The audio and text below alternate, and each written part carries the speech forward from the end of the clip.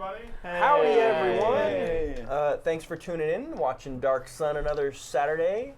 We're going to be playing Dungeon World, which is a real fun system that you can find online. So Google Dungeon World or go to the dungeon-world.org website. Holy shit, they couldn't get the .biz.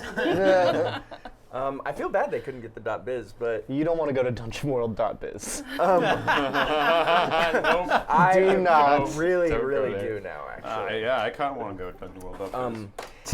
Yeah, that's one of those things, the .bizes get scooped up real quick. I think that's why people choose not to, a lot of people can't use them. I always buy .bizes when I buy URLs. Yeah, because you're just a smart businessman. Yeah. How else are they going to find the business? And not because it's a bit that you're committed to. No. So, last week, the legendary free city of Tyr was once again under attack by the oppressive forces of Athos. And as we know, the legendary free city of Tyr has been through a lot of difficulty over the past couple of seasons of this show. They continue to struggle making their way in the world. Well, you know, making your way in the world today. Knew somebody was everything you've got. As soon as I finished, I was like, oh man. I feel like you took a moment and you were like, am I going to get away with that? I did. I was like, okay, no, I didn't. So, yeah, it takes everything you've got to make your way in the world today. The party was able to help Yenin, the Sorcerer King, save the legendary free city of Tyr. Yenin was in a very tough situation.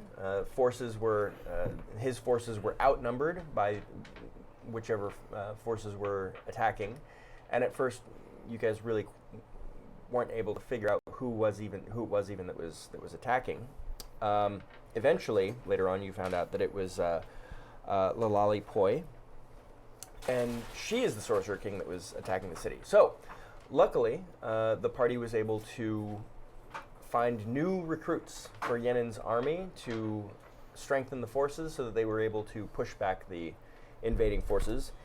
Even still, it might not have been enough, but they luckily had the forces of Kiganis, a different Sorcerer King, who is creepy and full of death. And Kiganis' forces showed up on their nightmare skeleton steeds, and they're like death knights and shit. So they're crazy cool. That's awesome. And also he has legions of vampire bats in his sweet. forces. Halloween style Style vampire bats. So they were able to push back the invading force and actually routed them. If I would play that army in Warhammer. Oh, for of course. sure. Oh yeah, it's so cool. Speaking of which, we got to play I know. what was it called? You got to say words that keep us in it, guys. They can't. Speaking of, we gotta play the. Kings of I War. know we gotta do War. the. Kings and of then War? Is next that what we it's can called? do- I think, right? Yeah, we need Don't to. forget We both about bought the- Warhammer type armies for a game called Kings of War, and then the whole haven't group that we played it. all agreed to play with never played it. Eric has mentioned that Eric Reichert. who Eric plays Reichert Yenin, also has bought mentioned it. one. Yeah, he's like, I really want to play. So We've got mine in the car instead of this. Yeah, We could- could- yeah. Let's go out in the park. Let's go out in the parking lot and play, guys. Outside game. Outside day. In fact, Yenin finally revealed, for people who followed in Season 1, right at the end of Season 1, Yenin kind of, his form as a human became very corrupted, his physical form, and he's been hiding it for most of Season 2. And just last week, because of a series of unfortunate, well, no, not a series, two things that happened. One, our Bombardier set up bombs all around the inn because they were going to meet with Yenin. And then the second part of that is they all blew up. Not intentionally. As will happen. That's almost really one event. Yeah. But that actually nearly killed Yenin. He was put put under for a couple of days, actually. And he came out, and ever since that event... If we could have set up one more bomb, right? Exactly. I mean, we'd all be dead. Well, yeah, you would all definitely be dead. So when he came out, being all bandaged up and everything, he actually showed his true form to the people of Tyr during this siege, during the attack going on, and told the people of Tyr that there had been an attempt on his life, that he was that he had almost died, and that he had been scarred, and that through a combination of magic and explosions, that this new visage is unfortunately what he's going to have to live with the rest of his life. And he mentioned that no sacrifice, though, is too great for him to help the legendary free city of Tyr. They all So bought even though, yep, they all bought it. Even though Fucking sheeple! Wake up, sheeple! there's nothing funnier than the word sheeple. But yeah, so that's what happened. The people in the city are on board with this. They realize, and I mean before everybody was pretty much on board, but now especially with this, they realize that Yenin truly will make any sacrifice for them, whatever it takes to keep them free and to help the city. I mean, they're wrong because he was saying he was going to run if we didn't. he was for save sure the gonna city. run. Yeah. Yeah. Well, maybe Yenin will get a chance to defend himself against these scurrilous accusations at some point. But in the meantime, I'll just let you guys have your piece. So the party was able to help save the city, and Yenin actually was nearly begging them for the party's help, and things were in such dire straits. However, as you get a chance to rest over a couple of days after the siege, you're once again contacted by. Pardon me. You're once again contacted by your associates in the Veiled Alliance, and the actual Veiled Alliance, not the traitors who have joined Yenin's cause. That's probably how you would call them. I would just say government agents, public servants, The men and women in black. the men and women in purple. So you have been approached, and apparently the Sorcerer King that attacked the legendary free city of Tyr, Lalali Poi, she... so not only did she send this small invading force, she has a much larger force as well, and she also is the Veiled Alliance in her city of Golg, has been communicating or has sent information to other sects throughout Athos, hoping for help because they're not able to stop her, and she apparently has some sort of plan for ascension, which the Veiled Alliance doesn't really know specifically what that means, but it sounds real bad.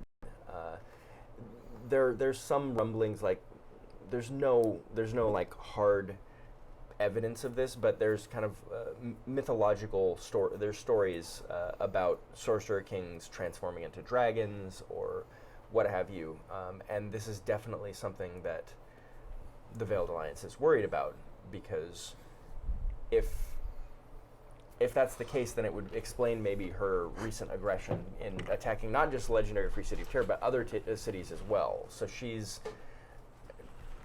definitely attempting to expand her reach and being very aggressive, much more so than she had ever been in the past. So the Veiled Alliance has requested that you go meet up with the Veiled Alliance in Golg and to see what's going on. Not necessarily anything aggressive right away, but just to get some sort of answers as far as what's going on there. And they don't have anybody who's, at this point, you're close to the most powerful people in the city. Cool. Other than maybe the original adventurers who saved the legendary free city of Tyr. But other Just Where are just to back up how powerful we are, could we get like sheets of paper that oh, I'm so have sorry. our statistics on them? Jordan has been Just like that, Jordan had innovated roleplay. Keeping track of your character's behavior. VH1's behind the dark Behind the dark side. I think this is the first time that I've forgotten to give you your character sheets. I just realized To that, play like, the game. Like as I was like, I'm gonna make it. No, I was thinking that the No, whole no. time. I was like, why do we not have her? I was just gonna wing it. I was like, I think I remember numbers. I actually think like all of us could probably manage without reading. Probably. Yeah, more than likely. Someone in chat points out Dark Sun is 25 years old this month. What? Hey, Happy birthday, Dark Sun. Right? That That's would- pretty cool. that would Or you're be- a dark son and they can rent a car. This is a big year for Dark Sun. Big enough. I mean, that's a Hey. momentous enough anniversary that maybe Wizards will take the opportunity to revamp it for 5th edition. I would be very excited if they would. I have heard no rumors that they are. They have a 4th edition Dark Sun? Yeah, it's really good. Yeah? Yeah, they did such a good job with it. They didn't do anything with it during 3rd edition, frustratingly. We'll get an yeah. Unearthed Arcana. You sure Yeah, they didn't? well, but I want something more. I feel like there was a billion everythings for 3rd edition. There's a lot of third-party stuff, but Wizards themselves wasn't didn't like do an actual anything. Dark Sun? They did nothing with Dark Sun. That's during insane 3rd to edition. me. Yeah, no, I know it's such a great setting. 'Cause, I mean, I have an entire shelf in my childhood bedroom, and like one wall was just bookshelves, and I have like an entire row of shelves that's just 3rd and 3.5 edition Dungeons and Dragons books. there are so many many things they books. made during 3rd edition. It's insane that just they didn't accidentally do Dark Sun. Just like, oh shit! Oh, that okay, could well, go yeah, I into the guess we mix. did. Okay, yeah, just go ahead and publish it. I think Yeah. I have like 2 psionics handbooks, like an epic handbook, like everything that I never ever used. I have on the Yeah, that 3rd was the edition. beauty of 3.5. If you were into content, then you got content. So much of it. Yeah. I definitely spent more time reading the rule books than I did actually playing. Playing. Yeah. Which I was down Exact same with. thing. Yeah. I loved Reading it. them, God, I hate to admit it.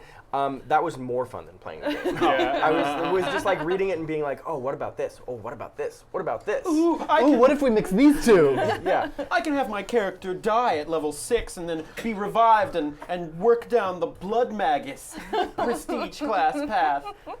And like I'd have all these plans, and then I'd be like, "Great, play from level 1 to 3." Campaign Everyone dies. party Everyone's loses done. interest. But I knew where he was going. Yep. All these awesome level 9 spells that I never get to. Yep. Yeah. Okay. So, you guys are able to collect some supplies before you leave the legendary free city of Tyr on your way towards Gulg. Gulg is a pretty long journey. It's unfortunately the roads aren't great getting to Gulg, so you can very quickly make about half the distance in a week. But then after that, you're traveling off-road, and it's just much more difficult. So you're looking at an additional about 2.5 weeks after that. So it's a long ways to go. But you have all the supplies that you need. Starting off full hit points. Full hit and points. all Yeah, that you guys are going to need those full hit jazz. points. How? So we're traveling like a caravan kind of situation, like Up to, well, you're on your own basically Yeah. at a certain point. Once you get about halfway, there's no caravans I going might to that city. So what I might do is I might get out, and then like when we get to bumps or like hard terrain, I try to lift it a little bit and help it and push it. See if that helps. I'm gonna make that my mission right now. so you're working out some more? Yeah, I'm working out, but also I'm helping get us past It's these rough functional patches. working Yeah, out. exactly. Yeah. Yeah. It's useful muscle instead of just mirror muscle. Yeah. And then Does there's anybody else vanity have anything they muscles. want to be? Yeah. Yeah. Well, I just I want to am say often looking at my that muscles. Although we do that. I want to spout a little lore about Gulg. Okay. That people who leave Tyr, it's a place where they would tend to go. So like basically, I'm trying to be like, is this a place that Cecilia Oh, right, would have right. ended up? You just like the whole rest of the campaign for you is like trying to avoid that hookup.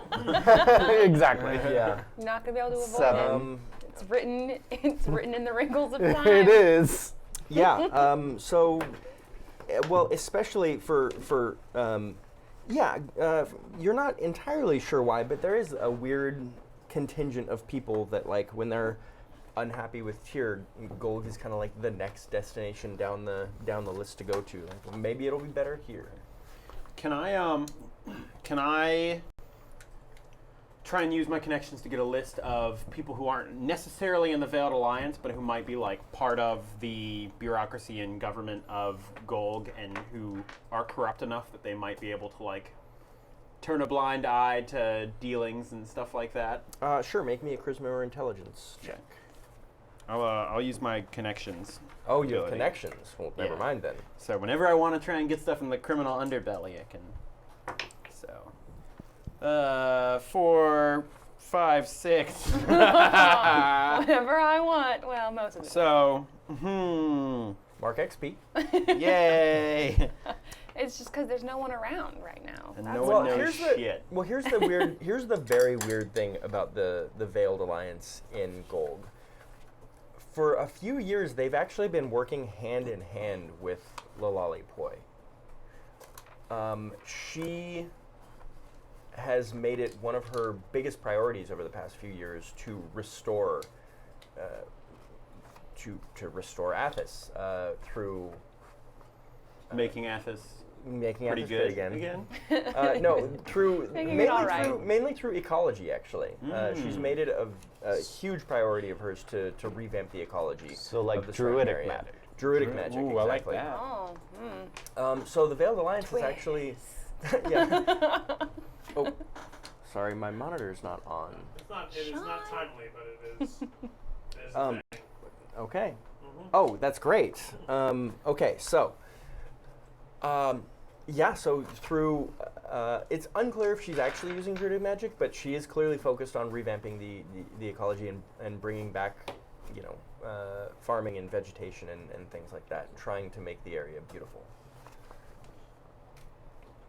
So, as a result of that, the Veiled Alliance hasn't had quite as many problems with her because she's essentially focusing on how bad defiling is. And the Veiled Alliance, that's their primary problem, is like all these defiler sorcerer kings that ruined the world and continue to make it worse. Like, well, if this person is not defiling, then we don't have a lot of problems with them. So they've actually kind of been working hand in hand to make things better.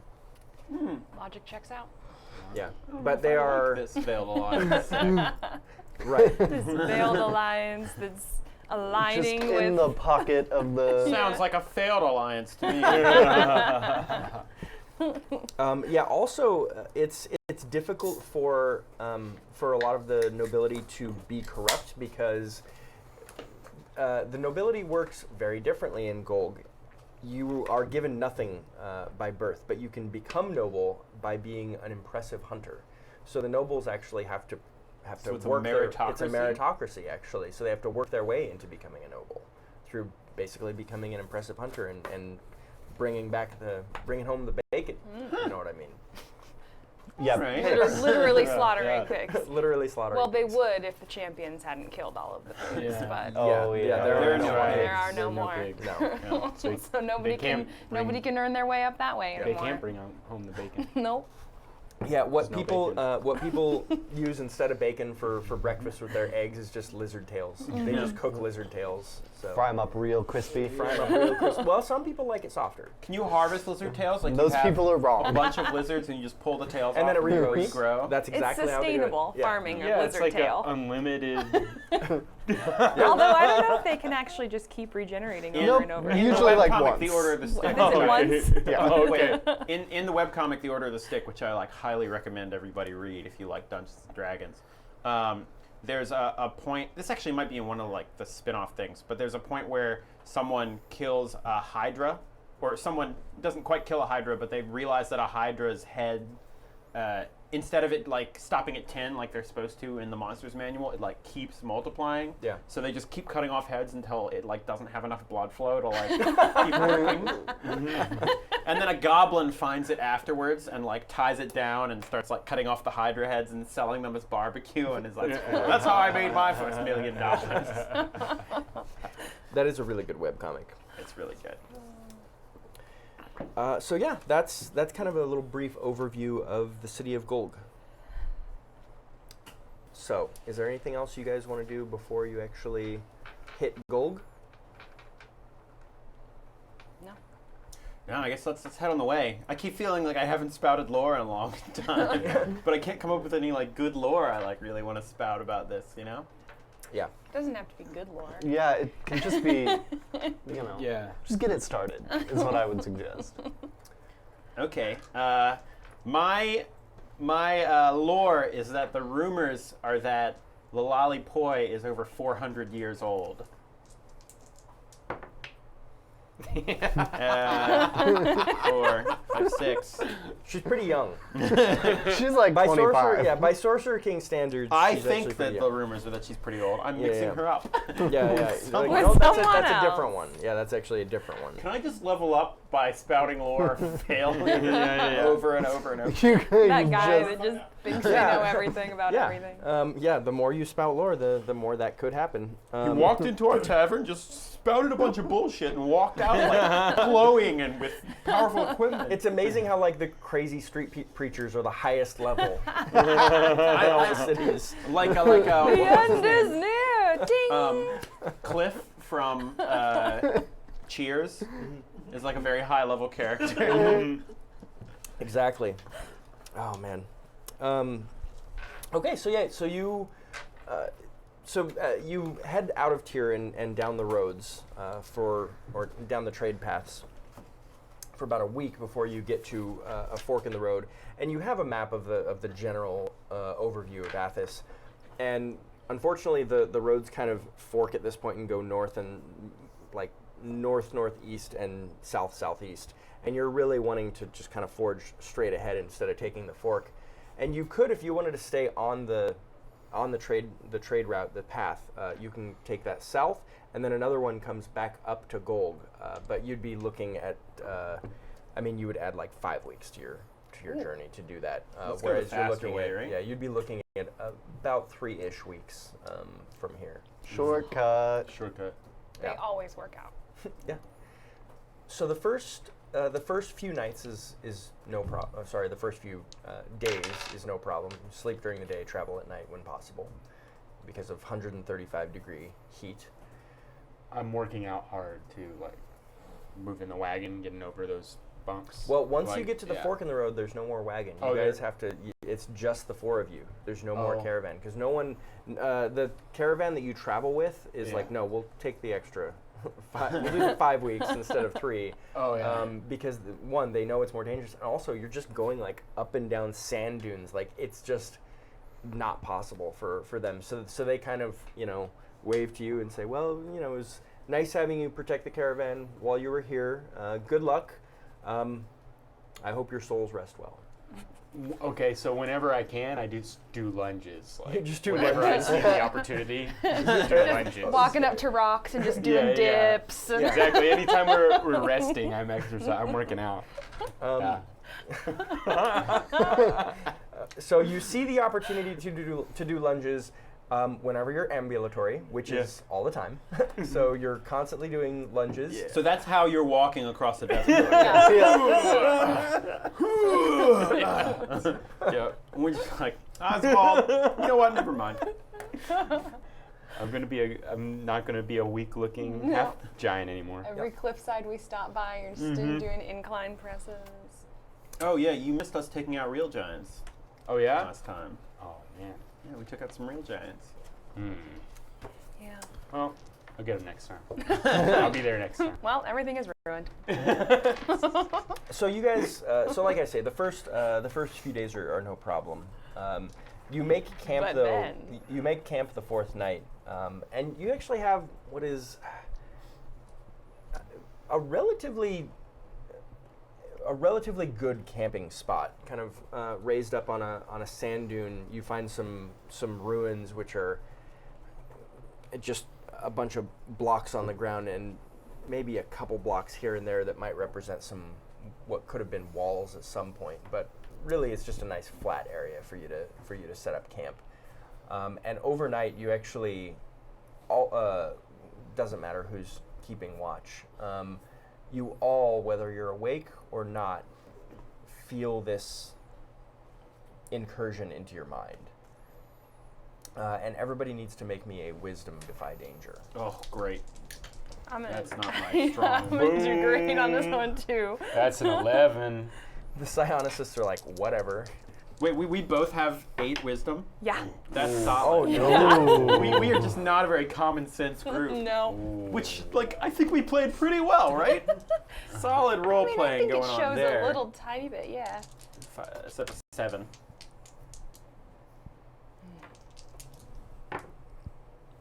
Wow. Oh. So that's a 9. Oh, that's right, because you have a negative. Negative one. Yeah. So it was almost cool. Yeah. Okay, so you see, and you got an 11. Yeah. Okay, so everyone wakes up.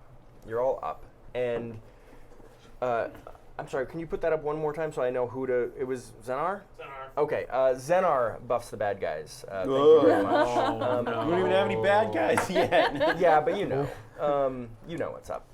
So you all wake up, and you felt this thing trying to intrude into your mind. Luckily, because of your psionic training, you're able to put up a fortress, and you don't have any trouble.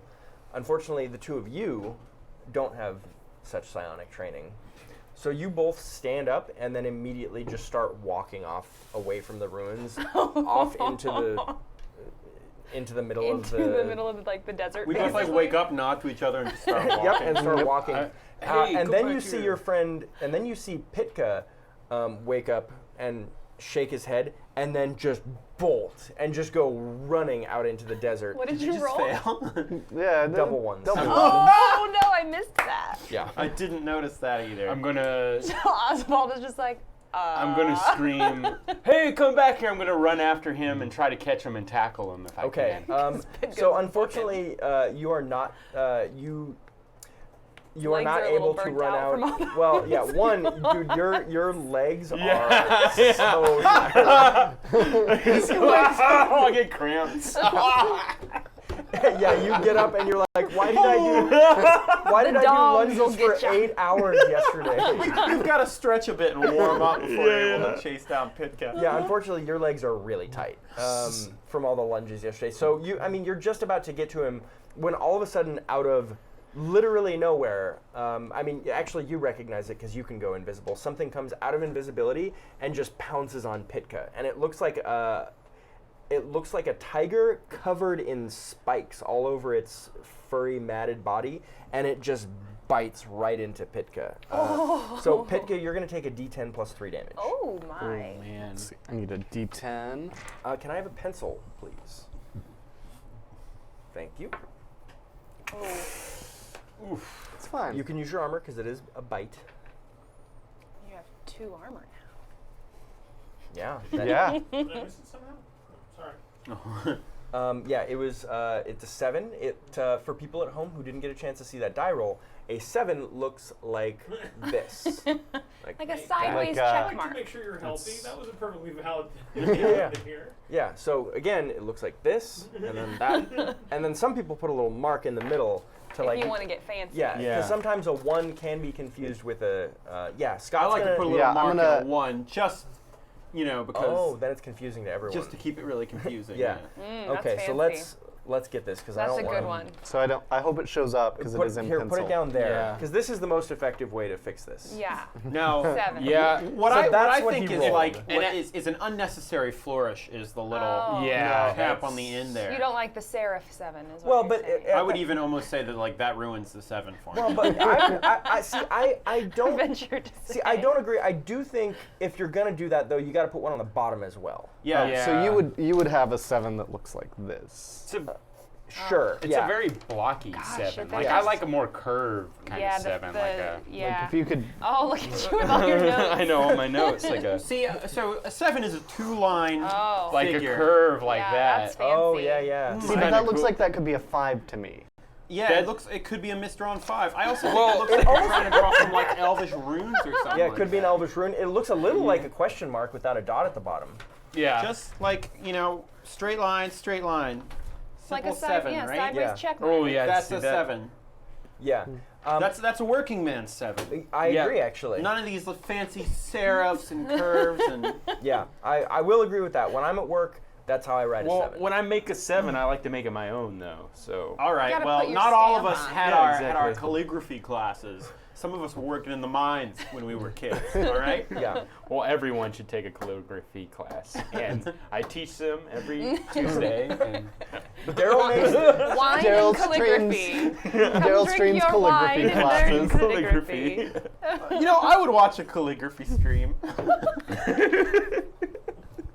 I think If I I would knew too, how actually. to do calligraphy, I would do that. If Okay. someone was like teaching you how to make like illuminated manuscripts, kind of thing. Yeah, that would be amazing. So Here's how you make your own a giant scrolls. spiked tiger bites Pithka. Who goes next? Project force. Okay. Get off, Pithka. Uh-oh. Damn it. Today is starting We out are just as good as last starting week. off wonderfully. That's a 6. Okay, so you project force with your weapon and you try to throw this throw force at the at this strange Thingy. spiked tiger beast, and you're just about to do it, and you actually feel out of nowhere a tiger pounce on your back and attack you. So you also take a D10 plus 3 damage. Are these like displacer tigers? They're psionic. Yeah, they're like displacer tigers. Neat. Yeah. So that's a 6. So I'm going to take 2 damage. You have 4 armor? My goodness. Yeah, because when I use project force, it adds another Oh, nice. 1 armor to my. Ah. It's pretty great. Project force is the greatest thing for this character. So I'm at 22. Yeah, that little extra psionic shielding certainly helps. All right. So what is Tenna and my condition right now? You're just kind of coming to and realizing, like, why did I walk out in the middle of the But of we the can desert? can we act? You can against act these? normally. Okay. Yeah. Well, in that case, I'm gonna lunge at the one that just leapt onto Oswald's back. Okay. Yeah. And Osvald, he's just face down in the sand with a tiger just like tearing at his back. Okay, I'm gonna explosive punch it. Okay. Nice. While it's on his back. Yep, Yeah. while it's on his back. Well, he's gonna uppercut, so the explosion Wisdom. will go away from Oswald. Wisdom is 8, everybody. So 5, 6, 7. Okay, great. So- Yeah, so you have so you actually go running in on the tiger, and you do like that like jump punch where you get up in the air to get that extra force to come down on it. And yeah, it is a solid hit. You can roll your damage. Unfortunately, right as you hit it and do your damage, there's this awful psionic feedback that just throws you back 20 feet as your glove explodes. Okay. That's a Great 9. damage, though. Them gloves, they gave me some staying power Yeah, those are real nice. instead of just let's throw grenades at everything. Yeah, this is a real combat. different strategy for your character. Yeah. It really adds a new dimension. Different type of explosives. Different type of blow things up. Yeah. Still wish I had been able to get the boots, but they'll They're come. coming. They'll come. You'll fail enough. You absolutely, I guarantee that you will. I guarantee it. Okay, so I think it's. Oh, do I take any damage from being thrown back? or Oh just, yes, you absolutely do. I'm sorry. So you take the higher of 2d6 damage as you get thrown back. 5 Armor. armor, and it's Yep. not explosive damage, is it? No.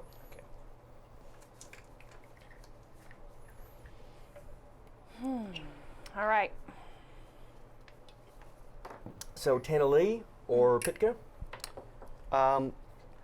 So I'm gonna, since this thing is biting me and presumably all over me, Yeah. but it seems to be psionic, I'm going to reflect on the interconnectedness of all things, and spend one of those 3 focus that I gain to establish telepathic contact.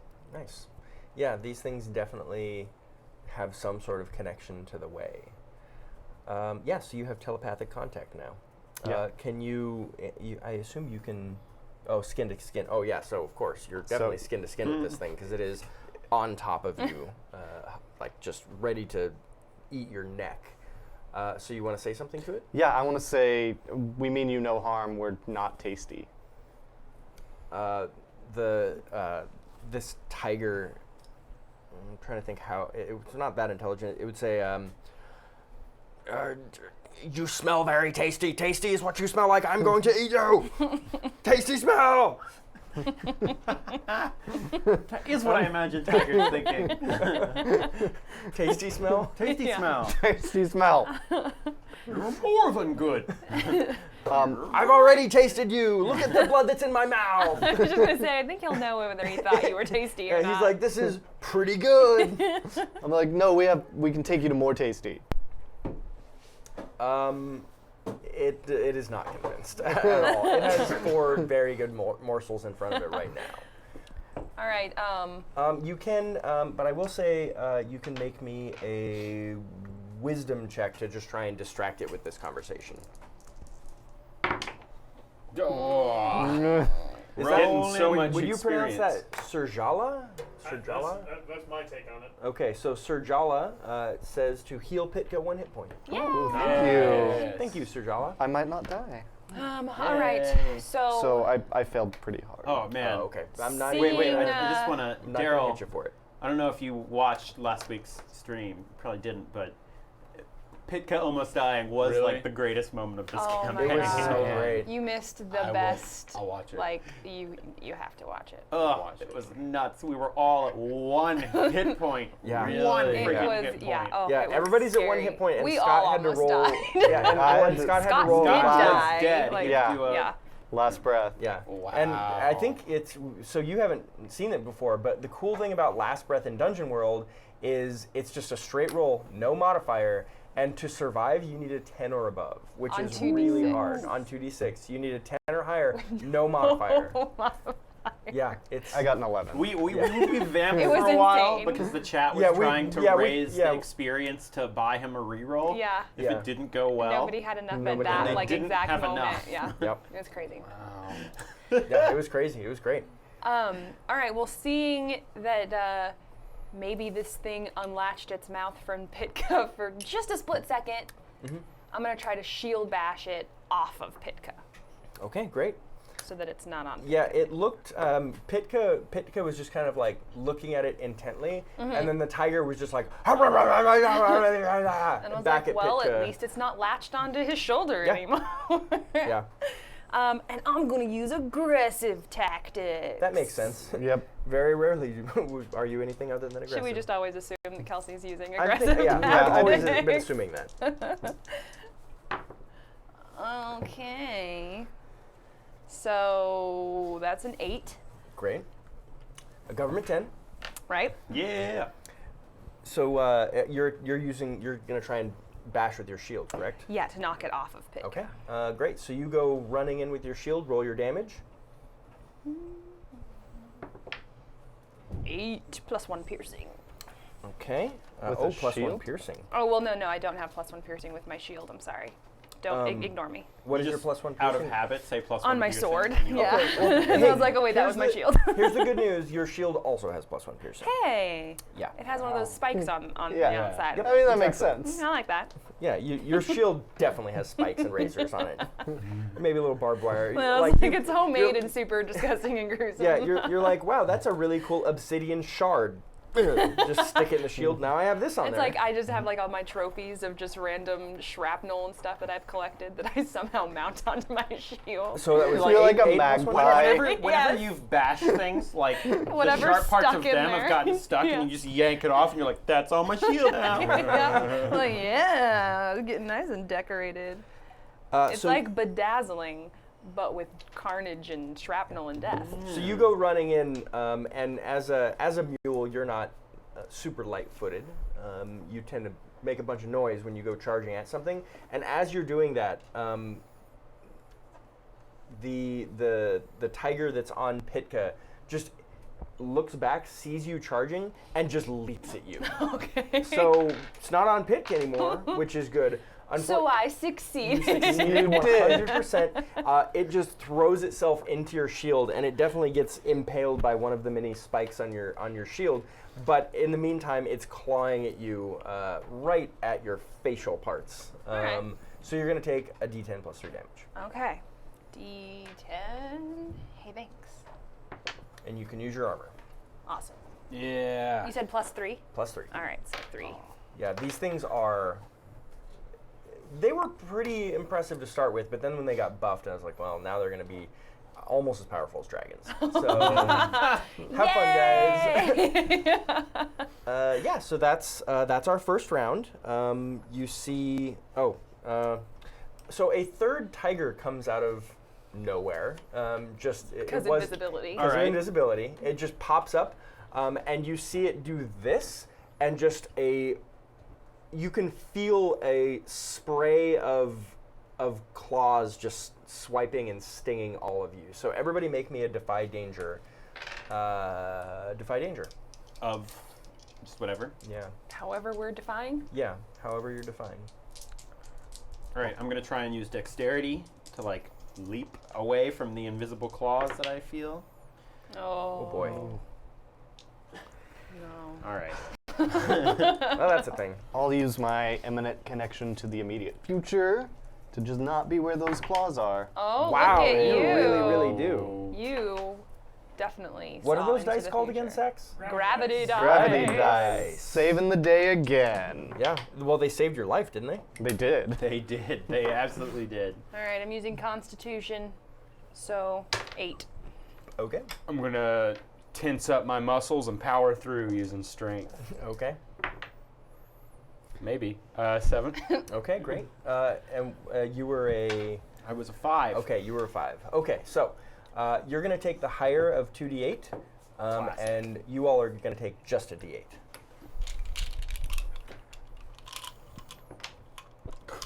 Oh. Luckily, your armor works against this, All even right. though it's somewhat psionic in nature. All right, got me a nice old 8. Oh. Government 10. Yeah. I'm gonna use one of these D8s, Jordan. Don't use the red one. Nope. What is that? A 6? 6. Better than 8. I'm already nicely at 4 hit points.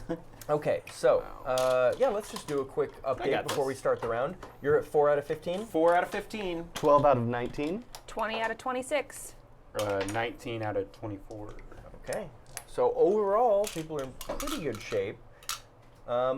This side of the table less so, though. Little, Yeah. little. And rough. especially this corner is Yes. This one is the one that's... I might have to back off a little bit. Probably a Just good do idea. a little bit of backing off. But yeah, there are 3 of these tigers now. Is it my? Is it It's our turn? anybody's turn. Okay, Yep, so I'm it's going your to lend turn. health. Yes. Lend health, love it. Okay.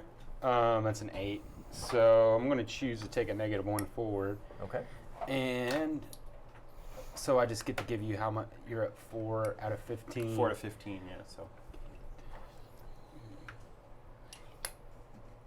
I give you 7. all right. That's a good size heal That's for him.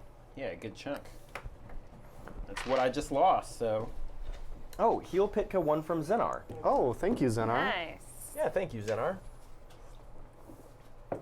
Maybe he'll all survive. right. Maybe I he think- won't I have to think make we a all- death save I today. think we all feel pretty good now. We're all well above 10. So Okay, so who is next? okay, I'm going to. I'll toss a grenade. I'll toss one of my concussive grenades at.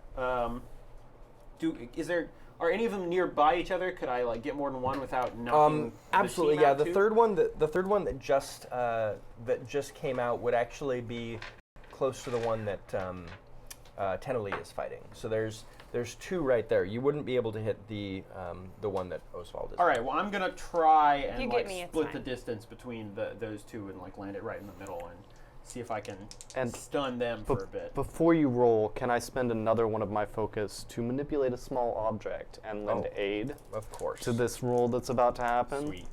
This is a very important one. So that would be a 7. Okay. Yeah, you're definitely able to maneuver the concussion grenade to land perfectly right in between them, so it's not going to hit Tenna. For you actually as you do that, you have this weird thing where you basically create a tether to like guide this thing in. And when it explodes, you actually feel that feedback yourself in your mind. There's like you have a psionic link to it, and you actually feel it explode inside of your brain, which kind of hurts, and it does a d6 damage to you. Great, Nice. 1 damage. And then I'll roll to see if I throw it well. Yay! Yay! Yeah. So Okay, so you landed especially well because it's actually being aimed. my arm is guided by Exactly. a higher power. Yeah, you like you're already like, oh, this is a very good throw, and it is like really good. It's still really hard to place it right perfectly in between these two tigers. And right as it lands, it kind of like just nudges over a little bit. Like, oh, that's weird. And then it explodes, stunning both of. That's a concussion, right? Heal Gideon for 1 from Zenar. Yes. And Serjala is donating Southern Comfort for Tenna. Oh. So for the rest of the battle, you can roll 2d12 and take the higher of the two. Yay! That is going to be a very helpful donation for Thank this combat. you. We really should have Soko on hand for whenever. Yeah, we that really goes. should. Yeah. The chat knew you guys would do a round of Soko shots every time they donated. Oh, She'd have it every We time. would be in Yeah. trouble. We would be in trouble. That's true. So I'll bring it next week. Okay, so And get some credits for Uber and Lyft. Yeah, for Yes. sure, Yes. for sure. We will that not be is- driving. Yep. I gotta I don't say, know that our math would be solid after a while. My math would be fine. Math isn't really important. We'd be like, The math roll, is what's real- that? I feel like I could continue to add 2 to things. I don't think I It's could. not that complicated. No. Yeah, no, Kelsey's like, nope. Nope, wouldn't happen. Kelsey's not even gonna front on us. No. She's like, nope, can't do it. Okay, thank you for the donations, much appreciated. And use a concussion grenade. Use a concussion grenade on Concussion. Tiger 2 and Tiger 3. And they're both concussed, stunned. Okay, which person is up next? Is it? I think actually Tenna is the only one left. Yay! So that's the person that's up next. All right. I'm going to attempt to hit the one that I had already hit with my shield. It's concussed and stunned. So it's looking. It's weak right now to attack damage. I'm going to attack it. Yeah. That is an 8. Nice. And Normally you think there'd be some psionic feedback or it would try to claw or bite you, but because it's stunned, it does not. ha ha ha ha. Nice. Wow. So Wow. a 10. Tenna. Tenna! It's a good thing you didn't have to take that government 8 right next to it. Fuck that. And then +1 piercing. Okay. It's actually in very bad shape now. It's not enough to kill it, though. Of course not. No, of course not. Are you attacking with your shield or your sword? I attacked it with my sword. Okay, so you actually hack off like 2 of its legs. Okay. Nice. Nice. So it's like, and it's like the right 2 legs, so it's kind of like on its side. Oh. It stands up for a second, and then it like looks down and goes. Yep. Yeah, it stays up just long enough to notice that it doesn't have its right legs. Right. The thing is, like, if it makes you feel better, you look inside, like, you look in this thing's eyes, and it is like the most crazy murder eyes you've ever seen. I like how Sean's like, okay, no, Kelsey's gonna be upset that she just mangled this poor creature. Yeah. So to make No, you feel it's out to better. kill you. Yeah, it is for sure out to kill you. These things, in fact, as you fight these things, you realize that you've heard stories about these before, and they are. It's like a terrifying tale that you tell to your children right before they go to bed, like because it's so These scary. are the boogie cats. These are the boogie cats. that we all grow up hearing about as Exactly. What's a cat, Dad?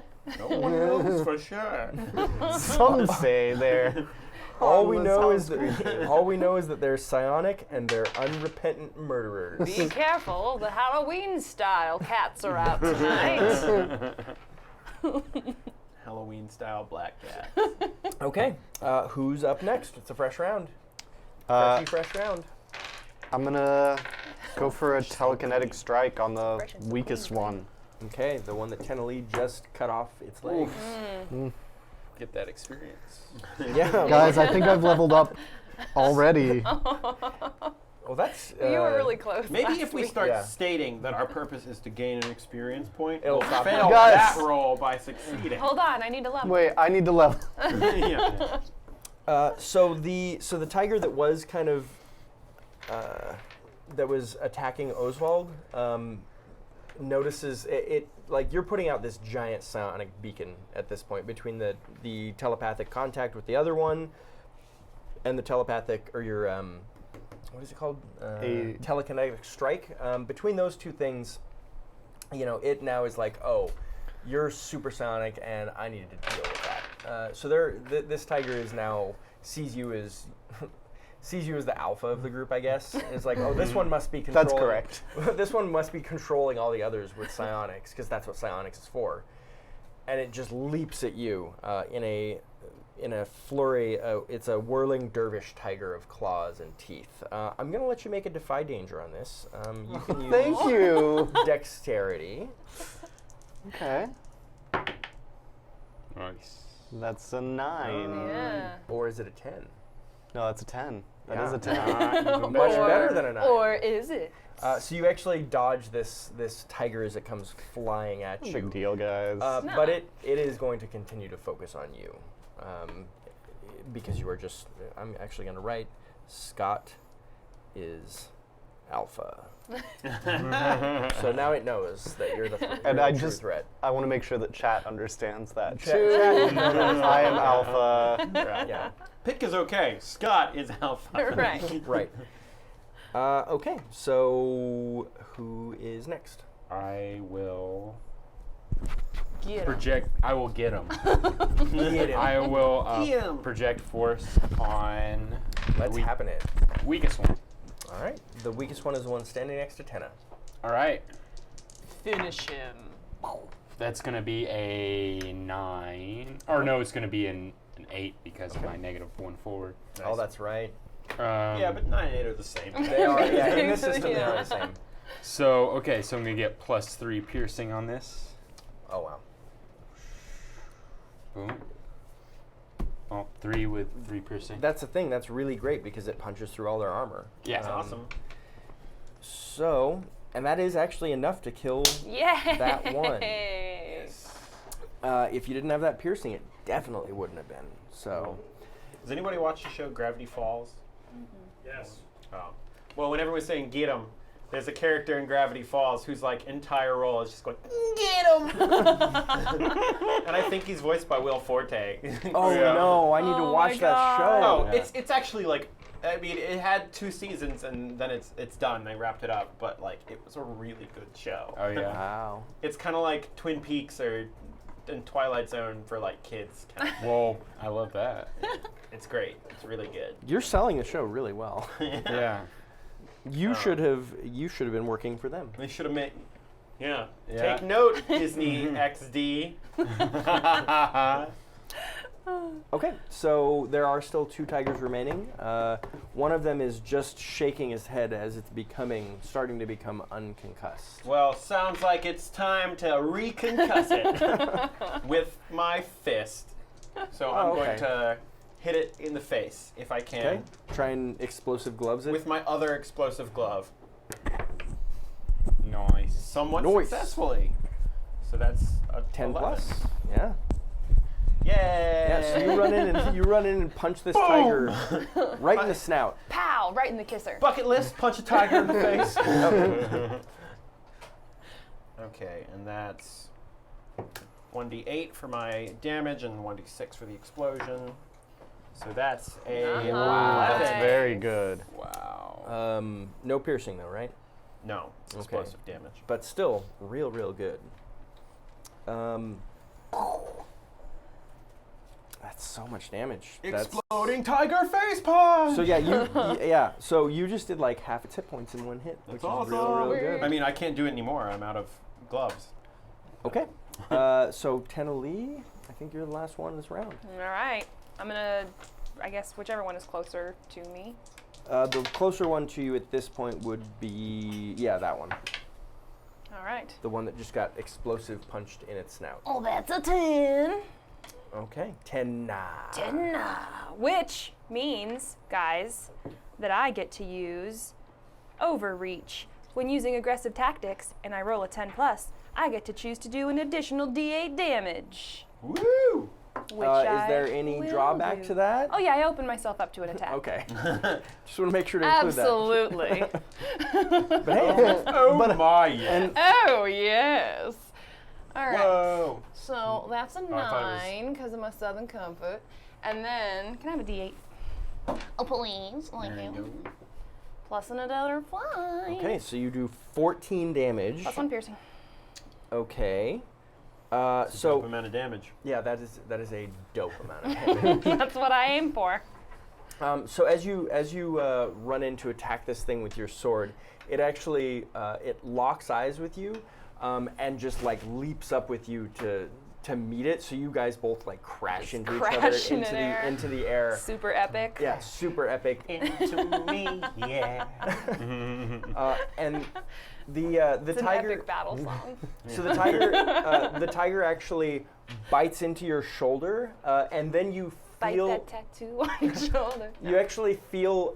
So it bites in, and then you feel this psionic energy being expended, like just inside of you. You feel the psionic force of energy, and its teeth grow together. Okay. So it is now attached to you, and its saliva starts burning really, really bad.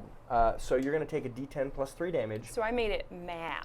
It's really mad. Made it real mad. But yeah, it is now attached to your shoulder. It cannot come off, Okay. and you've got just acid on your shoulder. So it's we're gonna kill it, and it's still gonna be like a Yeah, head. just a head. That'll be my new polder. Is that what they're? Pauldron, yep. Pauldron. Yeah, nice terminology there. Can I use a D10, please?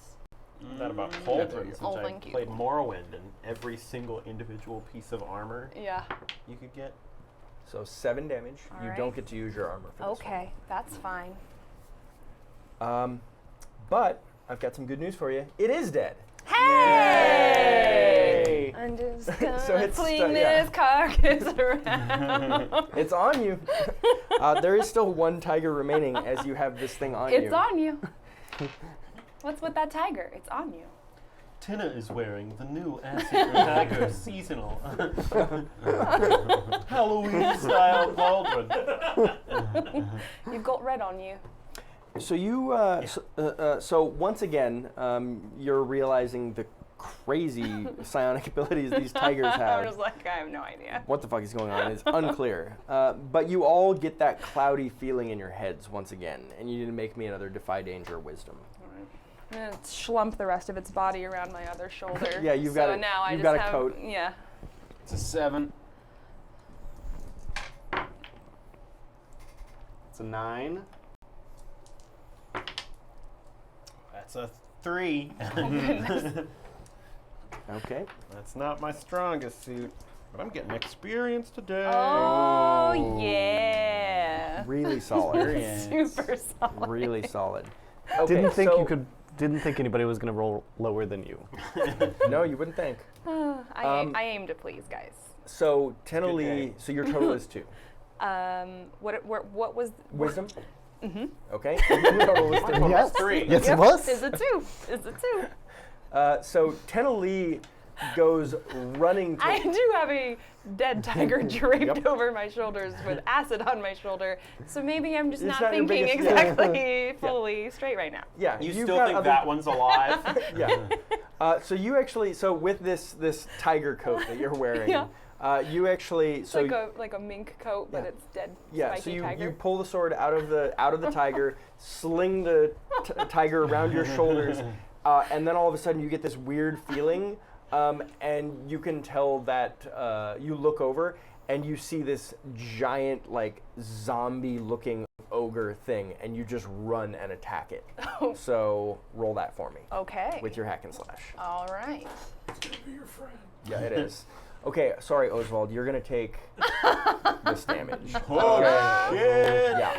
You're gonna kill Osvald! Oh no.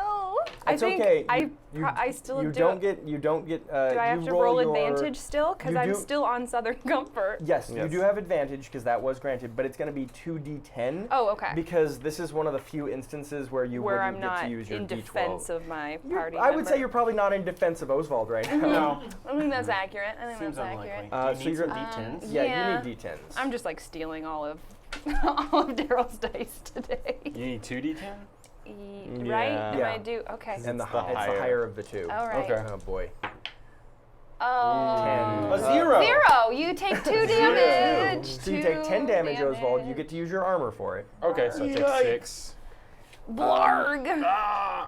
And Gold. unfortunately, your explosive gloves are With the tiger. right? They are. Okay. Yes, my explosive gloves are expended. Okay, so you grab your stiletto and you go running in. You know what? You're gonna go running in at Tenna. That's cool. Because I see her attacking Osvald. Yeah, you're like, what are you She has doing? lost her mind. Yeah. Well, and you see this and also you notice that Tenna has grown like giant demonic wings. So you're like, oh, Tenna has become a demon. Makes sense. And it also, it looks like that demon is working with a psychic tiger, which it's trailing along exactly. with it. Yeah, exactly. You're like, oh, this makes sense. The psychic tiger turned Tenna into a demon. Yeah. Duh. Because now it's a tiger riding a demon instead of a dead tiger that's flapping Just along strapped, with its just back. loosely draped over someone's Yeah. All right, so I will try. Yeah, this and- tiger is just doing like a worm tongue. Is that the name of the character from Lord of the Rings? Worm tongue. Yeah, Yeah, it's pulling a worm tongue on Tenna. Primo worm tongue. You have no power here. 4, 5, 6, 7, and 8, 9. Okay, so you run in and you stab Tenna. Let's see what happens with the D8. That's 7, 1 piercing. You do get your armor for that. All right. So 2 armor because it's +1 piercing. 1 piercing. Yep. Yeah. And so okay, so 6 damage. Yes. I'm sorry. I'm sorry about that. Well, she looks like she's doing fine, Yeah. hit point wise. I am down 19 out of 26. Okay, so you're at 7. 7 out of 26. What are you at? 6 out of 24. 12 out of 15. 11 out of 19. Those donations really came in handy for this side They of the did. table. Yeah, now we're in Thanks. control. You are the alpha. Okay, so Osvald or Pithka, you guys can go. These two have already used their turns. I'm going to go invisible. Fuck, girl! What are you doing? Coming Going in here, invisible. freaking knocking your block off. Yeah. So that's a 9. Okay. I'm going to take a -1 forward. Yeah. I don't want to take damage, so yeah, I'll take -1 forward. Okay. I'm invisible. I'm invisible to 1 creep. Damn. You want to be invisible to me? I'm going to be invisible to the tiger, Okay. and I'm going to get as far away as I can. Yeah, you back away from Tenna. Yeah, so that's no problem. And you have enough time to project force as well, but that will break your invisibility. And luckily. Oh, Tenna- wait. It says you are invisible to several more creatures, but you experience negative psionic feedback. Take -1 forward. Yeah, So you several can- more can I? How many more people can I? Everybody. Okay, I'm going to be invisible to everybody. Okay, you're And, invisible. and I'll just everybody? take a couple of steps back. Like Well, I'll and you probably have a little Slow. freedom to take some steps back because I did just leap onto Tenna. Yeah. Start And stabbing stab. her with a Yeah. stiletto. Yeah. Okay, so Pithka. So Osvald went invisible. This one is stabbing this one. And you have a I've tiger gone crazy. that is focused on you because you're the alpha. I think Can you're gonna I- do great. Can I run over to both of these two and attempt to place my hands to establish telekinetic contact and be like, guys, Break it up. break it up. This is an illusion. That's your last focus, right? Yes. Okay. So you don't even need to roll for that. So you run in, you expend your last focus, you put a hand on each of them, and you're able to break this charm, the psionic charm that the tiger has created. No problem at all. And unfortunately, that probably knocks your armor down, though, right? It does. Okay. Yeah. So and at that point, you actually the tiger is not able to do any damage to you. But as you do that, you're focused on dispelling the charm. The remaining alpha just pounces on you and is now once again Pithka is on the ground, pinned by this psionic tiger. And we're at the start of a new round. Osvald, you can heal 1 courtesy of Svijala. Thanks. Yay. Yay. How do you say that again? Svijala? Svijala? Thank you. Hey. Thanks. Thanks, you. Yeah, it looks like Norse or German. Yeah. I think. Type it phonetically into chat, and then we won't fuck it up again. If whoever this is will tell us how it's spelled, you guys, or how it's pronounced, you guys will know. Awesome. All right. Awesome. Thank you. Thank you so much. Thank we you. appreciate it. Then we're not butchering Yes. your poor name. Osvald, you're in great shape now, right? Yeah, I'm at 7. Oh yeah, so you're fine. yeah. 7 out of 26. Okay, so Can you lend us health? Yeah, Just like I'll real go to quick. one hit Just point. we just want to borrow it. yeah, they'll give it back. You know what? I'm gonna get away from these two. Like go around to the other side of the tiger if I can, Yeah, no problem. And then I'm gonna project force and not be invisible anymore. Okay, all right, let's see So that here we project go. force. Remember, you're -1 forward. Yeah, so that's gonna be a. Man, this would be a 10 if I didn't have the -1 forward. I'm at a 9. So I guess I'm gonna take a negative. Well, no, it's a project force, so I don't take that. So it's at a 9. Okay. So you, as you're swinging your weapon, you realize, so you see this psionic force accelerating towards the tiger that's on Pithka, and you're gonna miss. Straight up, Yeah. it's gonna miss. But you think if you reach into the deep recesses of your psionic fortress that you've got in your mind, you can guide it to hit, but it would take a tremendous amount of effort for you to do so. It's gonna hurt It would me. exhaust you. It'd make me stunned. You think it would Probably. be a longer lasting problem than that even. Or it's But gonna be debility. It's All going to right. be a debility. Yeah. Okay. I don't care. Here All we right. go. There you go. Right. Yeah. Wow, worth it. Really 8 good with hit. plus 3 piercing. Yeah, you get to Nice. ignore its armor. Your That's plus great. Your piercing is so awesome. Yeah. Yeah, Yeah. piercing's great. Yeah, it helps for high armor. What it's really good is when they buff the bad guys, because when they buff Yeah. bad guys, their armor goes Guys up. always are buffing the bad And guys. guess what? When I gain a level from 6 to 10, I can get Force Impale, which ignores armor completely. Oh, 100% force. what? You are, I promise you, that talent is going to come in handy very, very soon. Yeah. Probably not today, but very soon. So yeah, you actually, let's see. Let me look at the list and see what would be the most mentally exhausting. Scarred, confused, stunned, sick, shaky. Yeah, so I'm gonna say stunned All right. is the debility. So that'll make me have -2 intelligence. Okay. Yep. All right. Osvald is stupider than he was Yeah. before. Yeah, but you had that little reservoir of psionic power that you had to use to make this land. Unfortunately, it is still alive, but it's really, really badly injured. So anybody who wants to can go next. Oh, and next hit it takes, it'll take a plus D4. Oh, that's right. That new Nice. 1d4 Enhance talent. pain. Tenna, you get to heal 1 courtesy of Xenar. Thank you, Xenar. Hi, Hey, thank you. All right, I'll run in, try to finish this guy with my tiger still attached to my body. Yep, you've got a nice tiger coat. My tiger now. So 8. Okay. How many points you have left? How many hit points do I have Don't you have left? 7?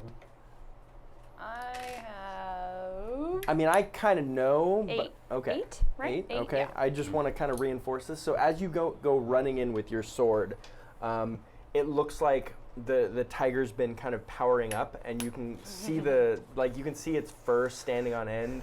And if you hit this thing, it's going to do that weird psionic feedback thing that it did to Gideon just a minute before. Okay, so you think can that's I going to hurt? throw my sword instead? You can throw your sword instead, sure. Like if I see it, can I kind of like put on the brakes and instead use my momentum to throw my Yeah. sword? So you throw your greatsword. All right, sweet. You're going to get a D plus D4. Yep, you get a plus D4. It's a pretty Tenna move. It is. Yeah, you're like, oh no, I'll throw a greatsword. Oh, look at that. All right, so 3, so 12 plus 1 nursing. Okay.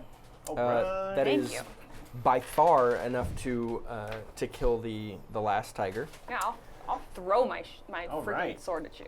I like to Survive. imagine that you just Impale threw you. it directly into its mouth. It's like, and then just Now we just have to kill that giant undead ogre. Yeah, Right, Oswald. and then I just turn around looking for Yeah. the giant. Yeah, you're like, Gotta it's kill gone me. now, weirdly. It's gone for some weird reason.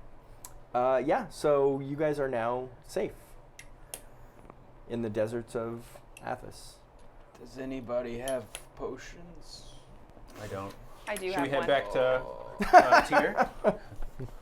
Can we? I'll give the- Oswald the, my well, potion. Can we split the potion? Like I drink half, you drink half. No, you get it five doesn't and work five? that way. No, I'll be fine. You, It's you like drink it. like antibiotics. You need to take the whole course. You can't- Yeah. Okay. Yeah. All right.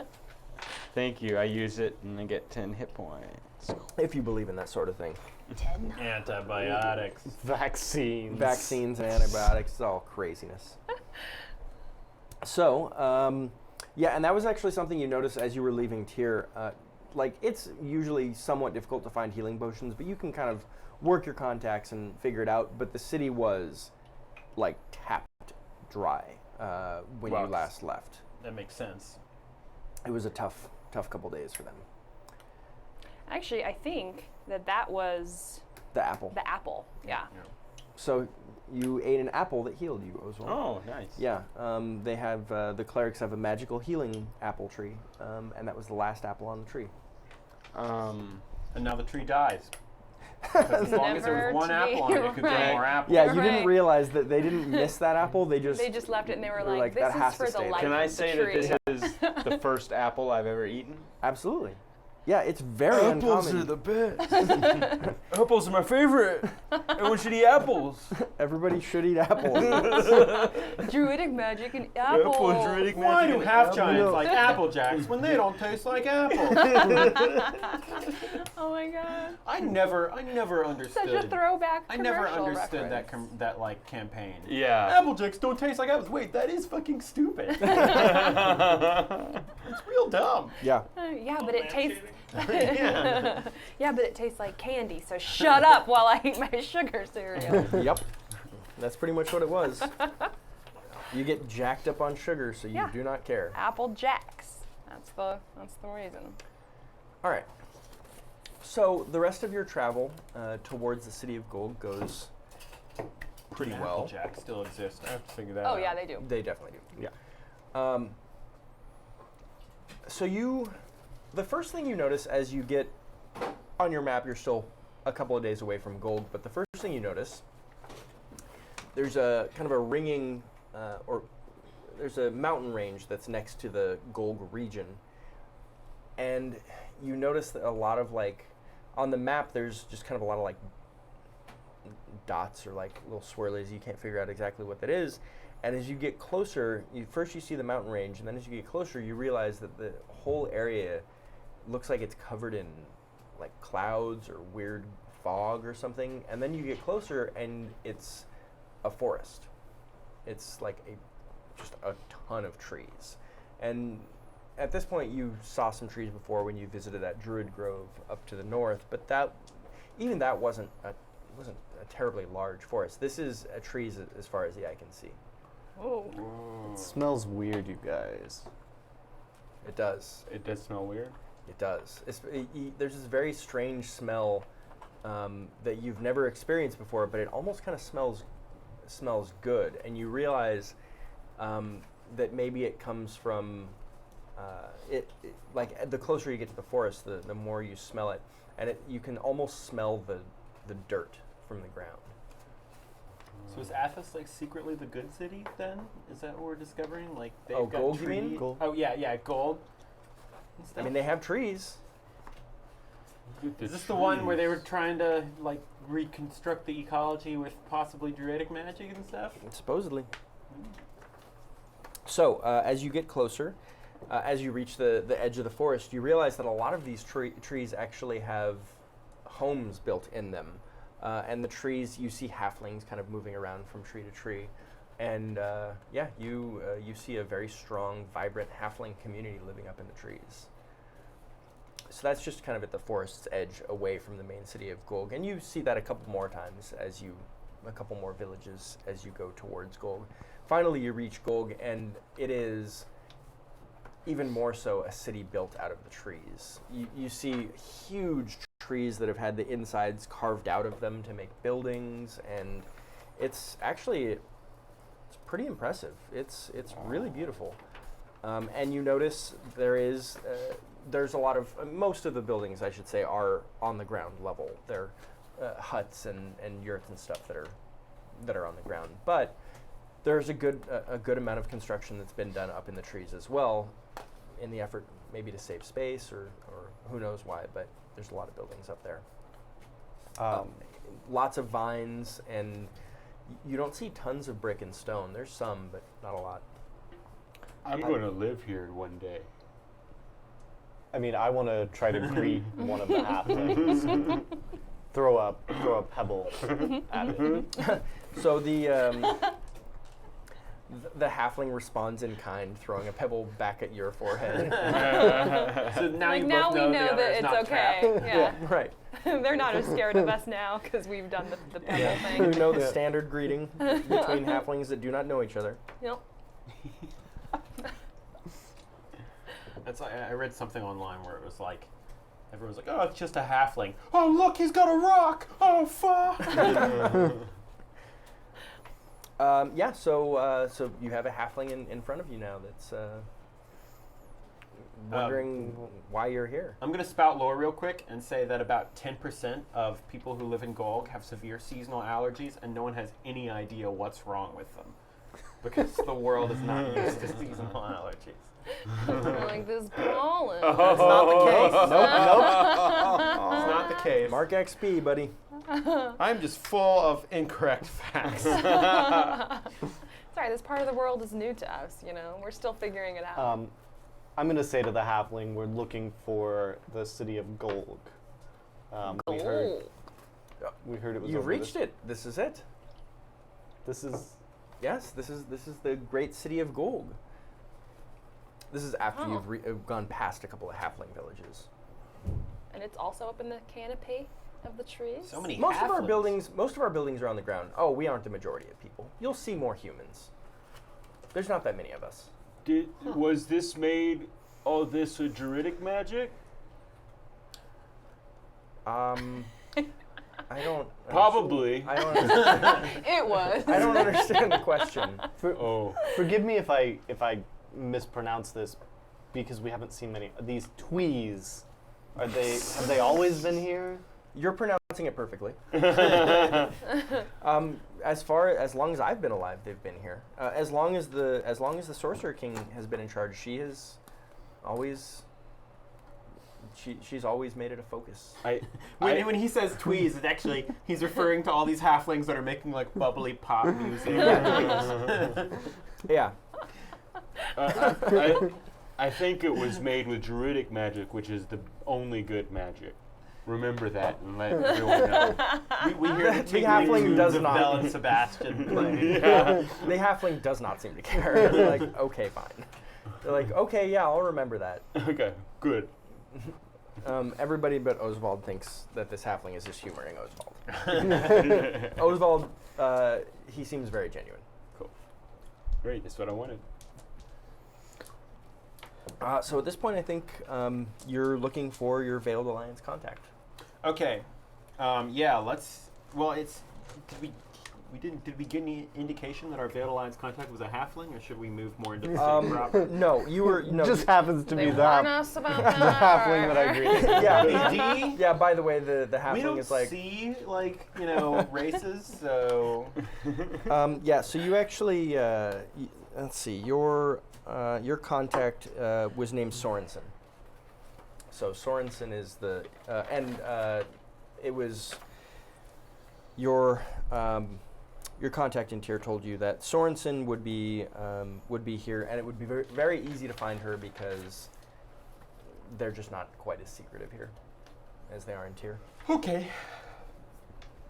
I'm gonna ask the halfling. Do you know Sorensen? Oh, the head of the local Veiled Alliance. Yeah. Yeah. Man, nobody veils themselves. Where can we find the Veiled Alliance? There's actually there's a beautiful Afari twee. There's a beautiful Afari twee. If you walk down this path here, and then on the right-hand side, you'll see it just says the Dewy Leaf. So inside of that tree is Okay. where you'll find Sorensen. The dewy weave twee. Yeah, Okay. the dewy leaf twee. Thank you. Dewy weave twee. I figure that there are a series of like of code phrases and like things you can do that don't just explicitly say, "Hey, where's the Veiled Alliance?" Right. And I like have them prepared, and Oswald's just like, "Where can we find the leader of the Veiled Alliance?" And I'm like, "All right." Yeah, I you're guess that You've been works. like thinking about it the whole entire walk here, and you're yeah, like, you're like, I'm what so exactly? ready. Yeah. Okay, I need to make sure that they understand. Because that I'm there's on like their side. subtlety to it. It's like, Oh. I come as a friend, or I come with information. It all means different things. Yeah. And Oswald's just like, where do I find them? Right. Yeah, this is not the norm for most cities. Like in most cities, if you're like, "Hey, I'm kind of looking for the Veiled Alliance," not only will they not respond, they will murder you for asking. Yeah. So, whether they're Veiled Alliance or not, like Veiled Alliance will murder people for asking, and non-Veiled Alliance will be like, "Oh, well, I'm going to murder you because you clearly are like somehow allied with them." Yeah. So yeah, this is definitely a little weird. Even in tier, like there's the Veiled Alliance that went legit, but like the Veiled Alliance that didn't, like they're pretty secretive. Like you do end up having to use your code words and passphrases and stuff like that with them, because they're not really convinced that things are 100% on the up and up in tier. Yeah, I still remain a little suspicious of a Veiled Alliance. It's like pretty much out in the open here, so I'm a little iffy about that. Okay. Well, so you make your way down to the Dewy Leaf, and yeah, it is just a very wide, squat tree with a hollowed out opening. It's like a tavern. Yeah, it's like a tavern. So like, what's the chances that it'll still be standing by the time we leave? Probably very Not low. good. Oh man, We've taken out 2 or 3 taverns at this point. 3, right? Sax, 3 taverns have been destroyed. And 3 is the current count. Okay. Although there's some might be 4. Oh well. There's been a lot of like collateral damage, you know. That's the thing. It's hard to keep track because of all the bombs. Because of all the bombs. All right. So you walk into the tavern, and the very first thing you see is a very, very tall human greet you. "Oh, our heroes are here. All right. Come on in." She That's directs us. you to a table. Thank you. Okay. Wait. Remind me. So the Veiled Alliance in tier sent us on this mission, right? Yeah. Cool. Well, because they want to know what the hell is going on. Because With this city. with this city, yeah, because there were rumors from the Veiled Alliance here that there's an ascension happening with the Sorcerer King, that she wants to do something. Okay. So I'm just gonna start it. All right. Okay. Let's cut this like nice friendly bullshit. We walked right in and asked about the Veiled Alliance, and they pointed us right to you. What the hell is going on in this city? We've been allowed to operate openly for years. Operate openly. You're called the Veiled Alliance. I realize that that's confusing for a lot of people. It's not confusing. We it's, weren't. it's There was no completely against reason. There was no reason to change our name. We still have all the same goals and beliefs that we had before, which is to get rid of Sorcerer Kings. But this Sorcerer King is different. That's what they all say. Every Sorcerer King thinks they're different. I don't know. I realize that. Okay, it doesn't sound good if you're not from here Look, to say that she's okay, but she is actually okay. if she's monitoring you somehow, blink twice. She's not monitoring me, okay? Does he blink? No. All right, if he ever blinks, I'm going to take it as a sense that he's monitoring. It's the seasonal allergies that he doesn't know about. If she's monitoring you, blink at some point in the future. So all this was made with druidic magic, right?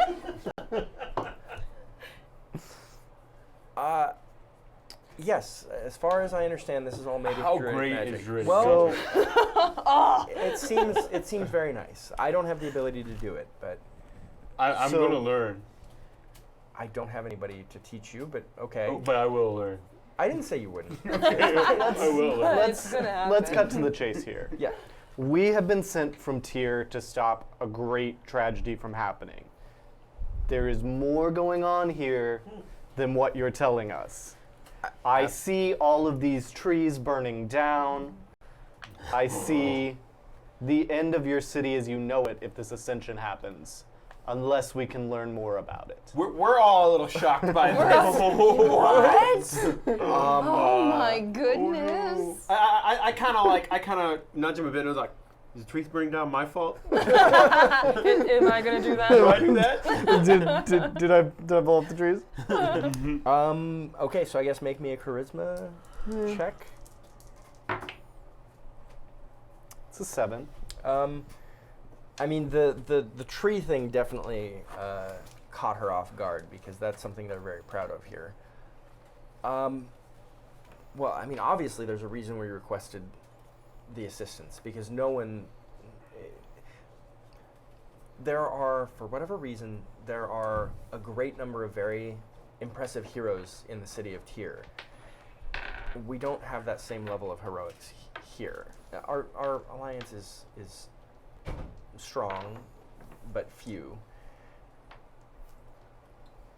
All we know is that we've been able to gather information from Templars that some sort of ascension ritual is happening with the Sorcerer King, the Lollipoi. It makes me very uncomfortable. All right. What does that mean? An She's been- ascension ritual? We don't know. I'm hoping that you're willing to undertake a mission to find out. Look. We You guys are basically working with this sorcerer No, king, we're right? working for this specific situation. We're curious and we're skeptical. We want to find out because this is something that obviously makes us very uncomfortable because the goal of most Sorcerer Kings has always been. So you want to keep this under wraps?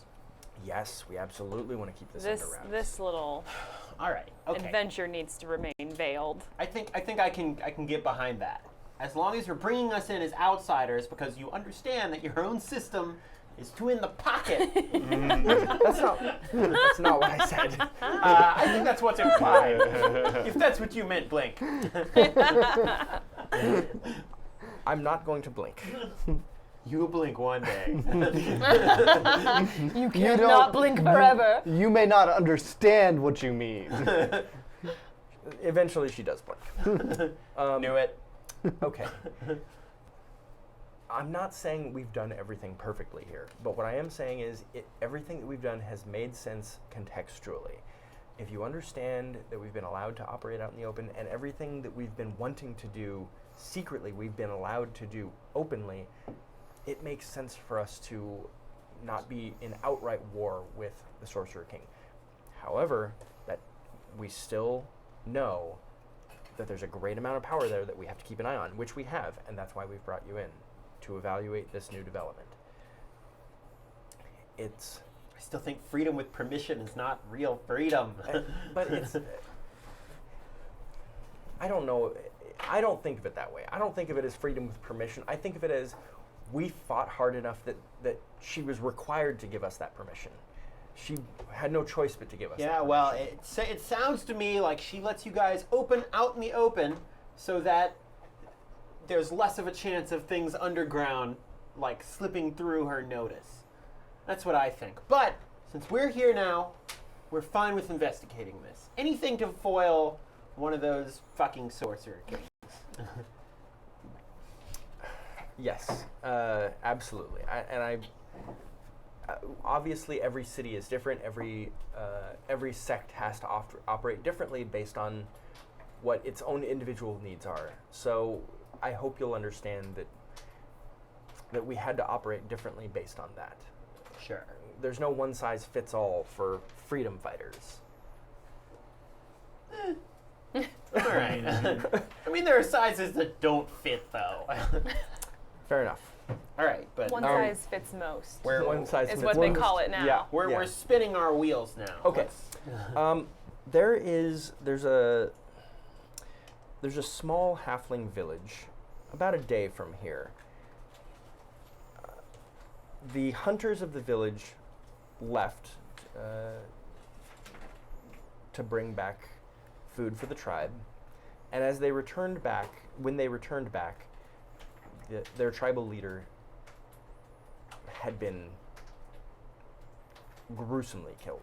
They came back to find their tribal leader torn open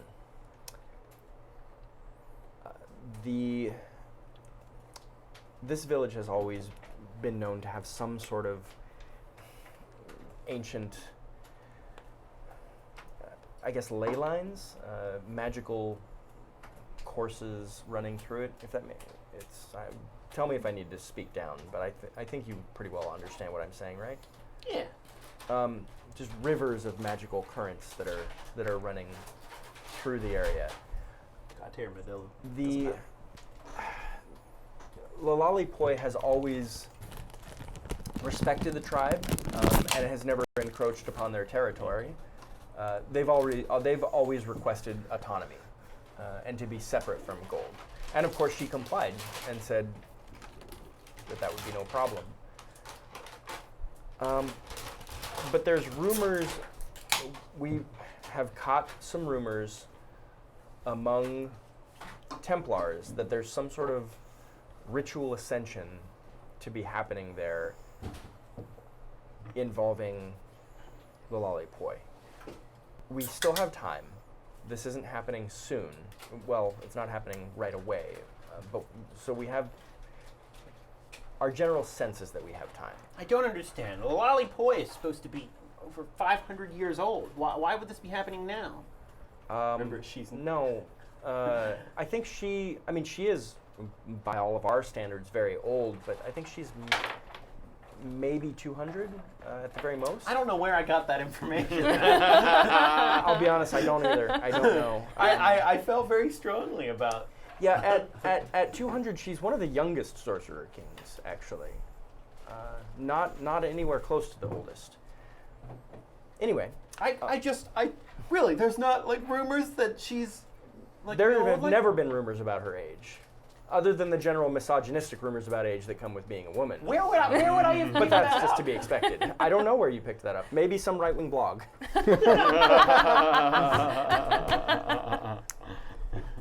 I do Is want she to. older than she says she is? There's a lot of rumors She's about. sick. Why isn't she showing her face? Is it because she's getting wrinkly? I heard the Lollipoi has a double. That is actually true. She absolutely does have a double. Every sorcerer king has to have at least one double. At least one double. Yep. All the Yinin doubles are annoyed because they're out of a job right now. Right. Yeah. Like, oh shit. There are Now he's all people- transformed. Yeah. Can I spout lore that there are people in tier that are purposely disfiguring themselves? Yep. Oh, Successfully, I think that's gonna too. happen. Yeah. Yeah. So yeah, that is absolutely true. In fact, most of the ones that are doing it are actually part of your subversive counterculture artist commune, and a lot of them are like They're like, now oh, disfiguring now themselves body to look like that. modification is Like- in. Right. Let's do Look how this. counterculture Yinin is now. Maybe we were wrong about him, guys. He's I'm so gonna split my subversive. tongue in half. I can move both sides. God. So anyway, the tribe has been moved, or the members of the tribe have been moved. A group of Templars and regular conscripted soldiers have moved in. From what we've been told, which is very clearly not true, it's simply because they want to preserve the area because they're investigating what happened to the tribal leader. The tribe will be allowed back in once they've finished their investigation. That cannot possibly be what's happening. That can't be true. Maybe it is, and maybe you'll discover that it is true, and then we can all move on with what is a pretty good situation here in Gold. But some of us have a feeling that it's not 100% true. There's got to be something else going on.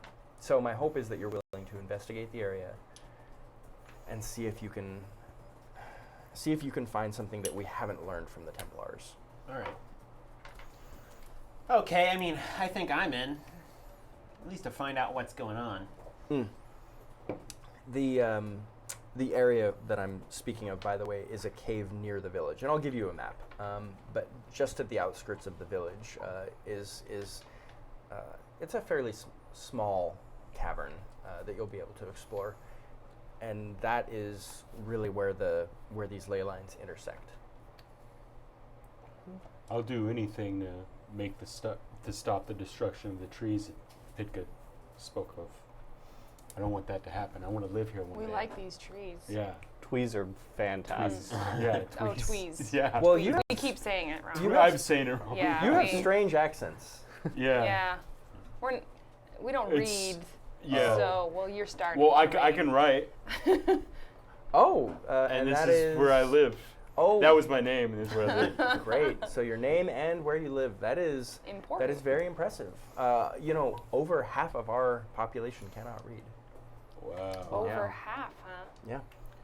Well, I guess I'm pretty I'm like smart. trying to think of what our city is It's a lot higher than like, like 80% of our population. Yeah, We're, can we're, read. we're, we're all like impressed by the literacy rate implied by that. And, like we quietly want to be like, oh, that's a shame. Yeah. But then we're like, Yeah. but also Good. way better than what we have. Do we need So to? the legendary Free City of Tyr has just been like cock of the walk, like look how great we are, and there's a city that's like nearby that's like Yeah. almost demonstrably better. Yeah. So far. So that's why I've got to fucking blow something up. This is threatening me. Yeah. See, the great thing is whenever you provide information to somebody who is to a character like that, it's like, oh great, this is reinforcing my already existing opinions. But just a warning, if you tell me anything that doesn't support this, I'll forget that fact. Yeah, like when it's like, well, here's a fact directly counter. Like, well, you would want me to think that. Right. Like, no, it's just a fact. Yeah, but it's a really inconvenient fact, so I'm not going to believe it. All right, I understand. Facts. Listen, facts can tell all sorts of things. What did your scientists say that? All right. Well, we don't have scientists in the city because we don't need them, she says. Oh. Whoa. Okay, let's try and make our way to this cavern. I'd like to make some preparations before we set out because Absolutely. I feel like we're people of the desert. Yeah, we And- don't know how this shit works. Also, should I get this removed? The tiger you have. I kind of like it. I mean, I kind of like it too, but I thought it was some sort of ceremonial armor. I think Well, we all kind of she assumed did- you were just like She did hunt that down, so Very impressive, by the way. thank kind you. of hunted her down a little bit. Yeah. I feel like it was a well-matched battle Well, obviously that I one came out that- on top of yeah, as usual. Obviously you won. I- So I think you should Keep it? get someone to make it into something you can wear. Well, that's a good idea. well, we have doctors if you need that removed. doctors.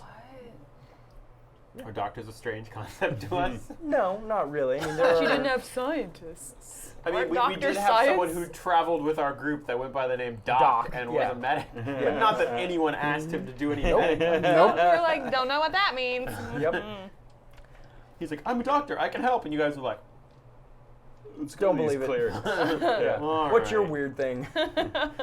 Yeah. So she actually says, you know what? Let me, because I really don't. If that's something you need removed, let me make sure that you get a chance. So she hands you a note and says, if you go to this person, they'll be able to take that off of you. Are there any potions? I like potions. No, actually, there are no. No, we don't have potions. Do you have better fruit? You have Fruit that makes you Apples? better? To be honest, I'm not entirely sure what you're asking me. I want apples. All I know is Oh, we is have. apple. Yeah, we have apples. Oh, I'd take a lot of apples. Yeah, she actually reaches down and puts a basket on the table that has like 6 apples in it. She's like, I immediately eat one. they don't heal. The, And just so regular it's not apples. as good, right? It tastes about the same, but you don't feel like healed Yeah, like you were so before. I'm disappointed. Oswald's Yeah. just gonna gorge himself on apples. Right. This is still pretty good. Not as good as that other one, but I'll take them. Well, Oh, no. these fruits are all provided to us by the beautiful city that we live in. The city itself provides for us. Okay, well, this is the second best apple I had. So. I'm very suspicious of these apples. The fuck are these things? Little red bulbs? Yeah, the one that you They- had before was green. They look like they feel and smell like they have a lot of flavor, and It's deeply unsettling for you. Like maybe if we were to grind them up and squeeze out any flavor into some sort of Paste. gruel. Yeah. Well, anyway, I really appreciate the help. She gives you a map and says, if you can get that removed before you go, it's probably for the best, but it's up to you. And then if any of the rest of you are in need of healing, we do have a doctor who can take care of that. Oh. All right. Well, I guess I'm going to go to the doctor. Yeah, I guess Yeah. it'd be nice to We should probably Okay. all. some of my wounds looked at. So you make your way to the doctor, which is also the person who's going to remove the tiger from Tenna. Can I You're gonna have a can I- tigerectomy. Yeah. Tigerectomy. I mean, I'm really attached to it.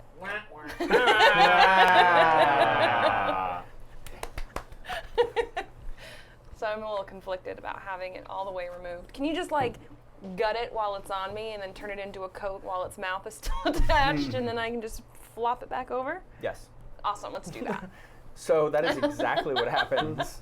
Eventually, it's gutted, and you basically have a cloak that Yeah. attaches to one That is shoulder. still attached to yeah. my shoulder. And luckily, Make a clasp on the other side. So I can kind of hook it Yeah. with one of its claws. yeah. So the doctor looks at you and says, "Is that actually what you wanted?" This is perfect. Okay. Just a warning. That could get infected. I'll just stuff something in the cuts. That's not how it works. That can't possibly. No one. Well, actually, You can We've been- smoke it. yeah, You can you eat can it. or Eat smoke it. Mm-hmm. And now that she's got a cut, there's always something Just to be stuff it stuffed in there. Just stuff it in those cuts. Yeah. We're a poultice people. Good luck. Good luck with that regimen.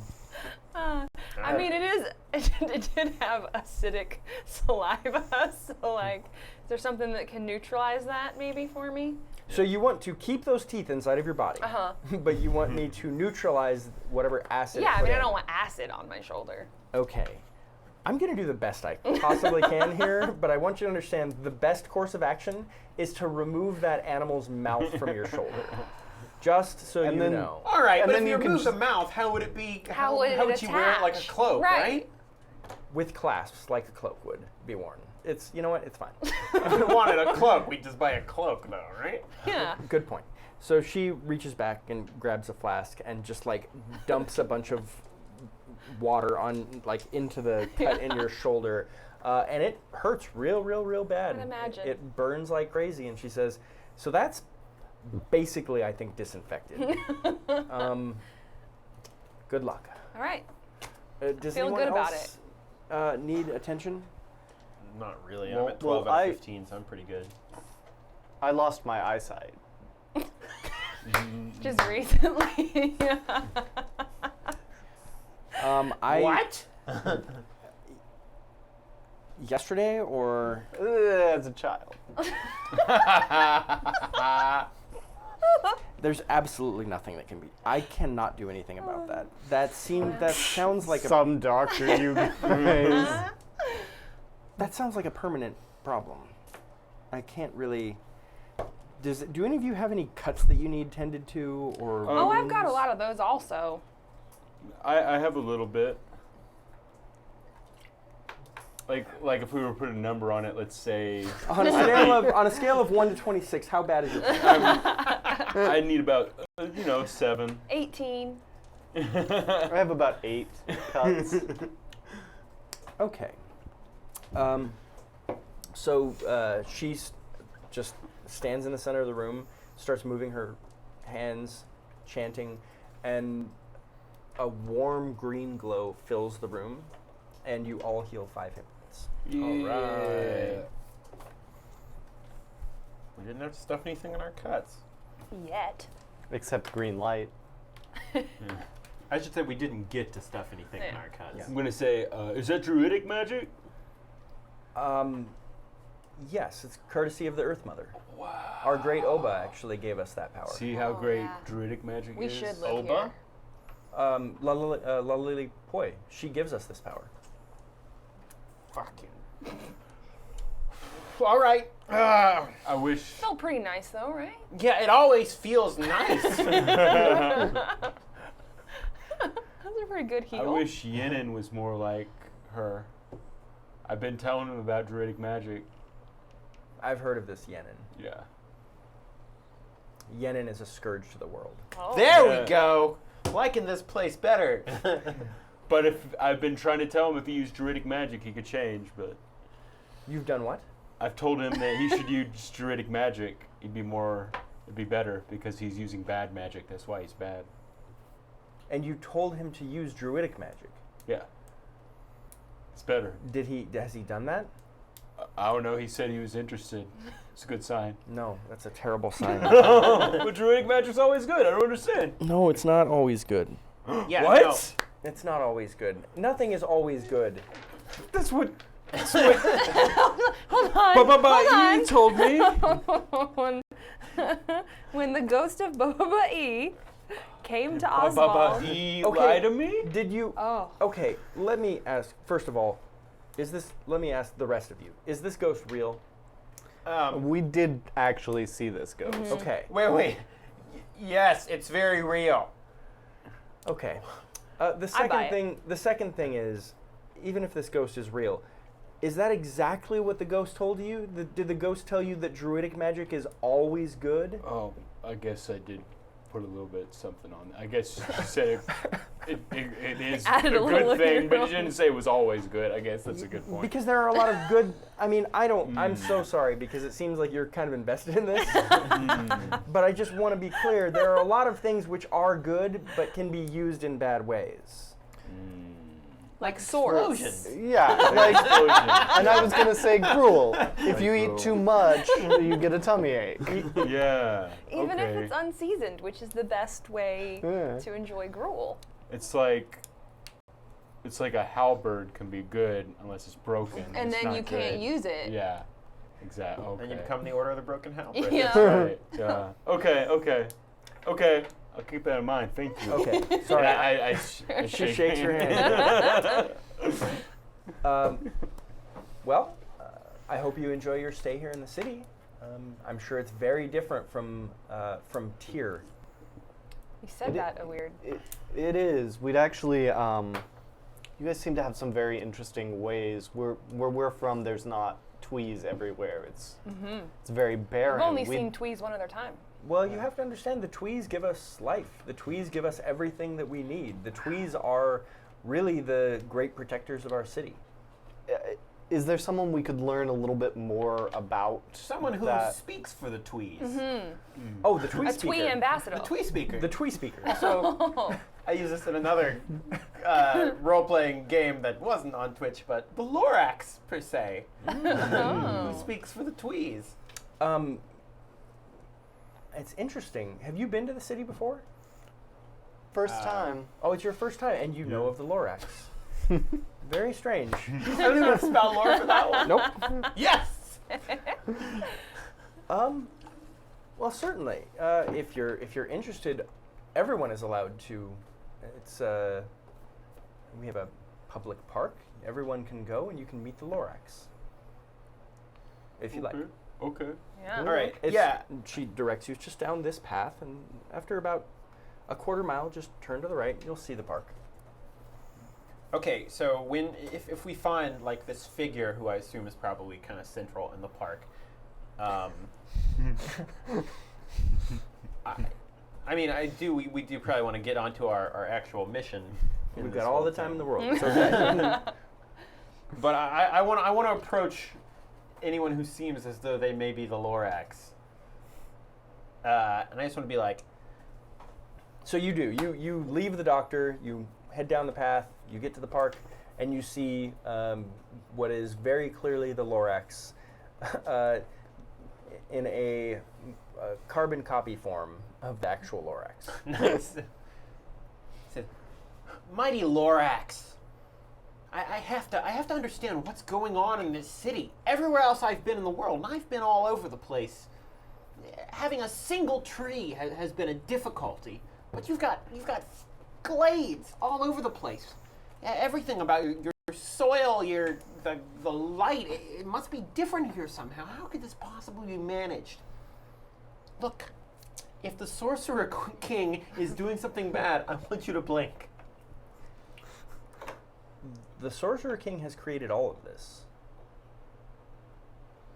The Lorax is not blinking. I was really, I stare down the Lorax. I was really hoping that the Lorax was going to speak in rhymed couplets. Oh God, no! I am incapable of doing that, so I won't. Yeah, it's too much mental bandwidth. I'm trying to think now, but no, I can't.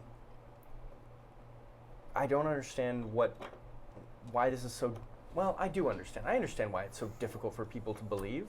Look, I've never met a Sorcerer King who wasn't entirely a self-centered, power-hungry nutjob. Why should Lolali Poi be any different? The only thing we can evaluate her on is what she's done. We can't guess at what she's going to do. I used to maybe disagree with Gideon, but now I found out that there's bad druidic magic. So I agree. No, there isn't bad druidic magic. What? I was just told it was. This is all so confusing.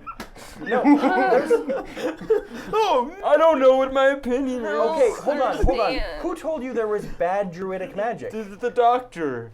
And she said that some druidic magic is bad. Yes. No, there's one type of So it's always good. No, okay. No. Druidic magic is just a thing that exists, and you can use it for good or for bad. It is not as powerful as arcane defiling magic, for example. So, as a result, people who are bad tend to choose to use arcane defiling magic. That doesn't by default make druidic magic good, it just makes it a tool which is less harmful for the planet and for the earth. Well, here's my question then. Using all this druidic magic here, how have you people defended yourself from the countless other Sorcerer Kings who just want to defile and destroy here? The Great Oba is the most powerful Sorcerer King in Athos. No one would actually attack us. Oba is... I'm sorry, Lolali Poi. We call her Oba for the most part. You have to understand, Oba, and this has become so very clear, Oba, I believe, is immortal. I believe she can't. So you be- think she's probably Yeah, like how old do you 500, think she 600 years is? old, right? Like Probably pretty old. How old? Probably pretty Like old. the rumors that go around, how old would you say she is? Probably too They're- old to be a sorcerer. 500, 600, 100 years old? I think she's. Okay, when I say she's immortal, she's relatively young for a sorcerer. God damn Maybe it! a couple hundred years. I heard somewhere. No, I don't think that's true. So You've never even heard it thrown around.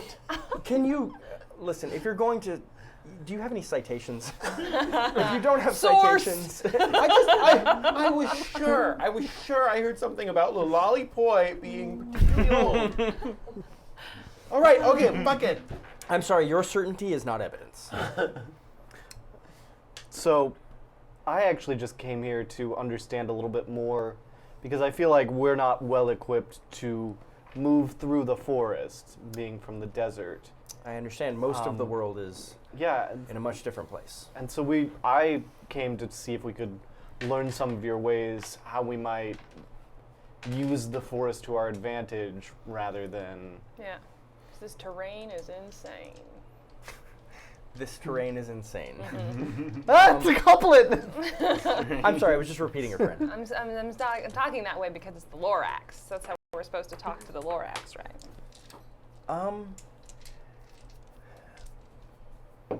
I can send a guide with you, but I don't know that in such a short amount of time they're going to be able to make you be able to glide through the forest like we can. You know what? Well, That's not true. anything can help. Hold on. No. It's better than us just trudging through the forest. Why not? You seem nice. You're going to help the city? What are Yeah, you here for yes. exactly? We're here to restore order to the city. We're here to Restore order. Things are great here. Well, They are. We're I know. I'm Restore the new order. We've just been asked to help. Oh, okay. Oh, So, by the city. Yeah. Yes. Oh, well then. Oh, of course I'll help you. Yes. So the Lorax, he casts a spell, and you all immediately feel very light on your feet. Oh, this is different. Whoa. Huh?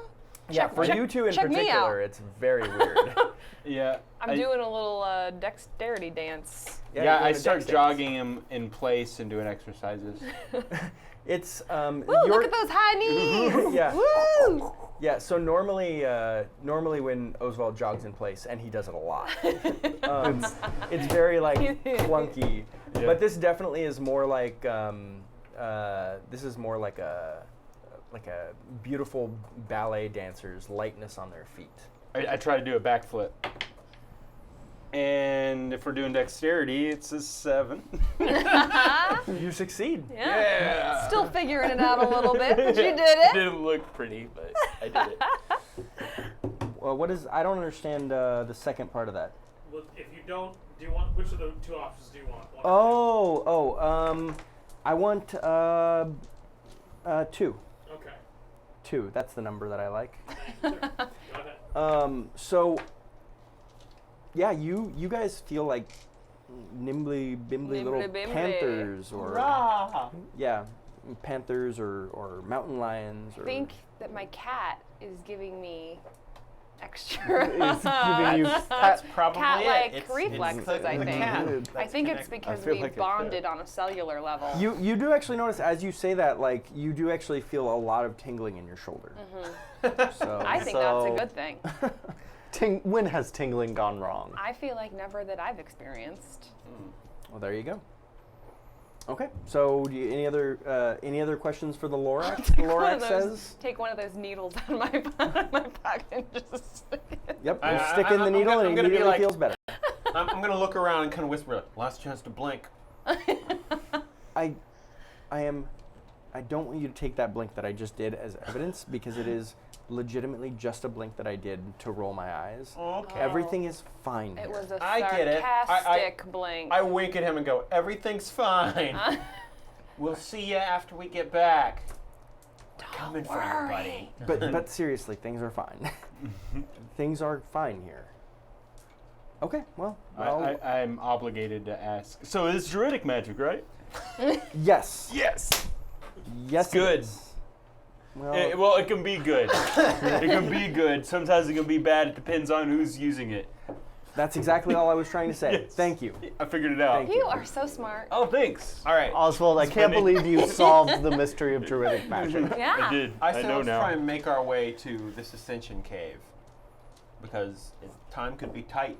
Yeah. We don't know Yeah. how long So- those ascensions takes. So as you, as you travel to this village, it is about a day's travel. The weirdest thing is that you can travel during the daytime because it is quite a bit cooler. It's maybe like 110 degrees, and it is quite a bit more humid than you're used to. So it's still very difficult travel, but just the fact that you're able to travel during the day without the ridiculous rays of heat beating down on you is real weird. But yeah, you're able to travel during the day, sleep in the evenings, and find your way to this village in a day. So as you get there, it's pretty clear your newfound stealthy jaguar abilities are very helpful in that you're able to scout ahead without being noticed, and you see soldiers and Templars stationed all around this village, surrounding it. Okay, so the impression we've gotten is that even though we're not necessarily there to stop the ascension or whatever, we're just like investigating it. We should still probably be on guard with these Templars and stuff. Yes. Well, no one is allowed inside the village right now. Okay. All right, so what I want to try and do when we see all the Templars there's still a lot of trees and stuff around, right? Oh yeah, it's very thick. Okay. Very thick foliage. So I tell this plan to everybody. It's like, look, I'm going to plant some smoke grenades. I want to plant them just far enough away, and then we want to have someone yell like, oh God, the trees are on fire.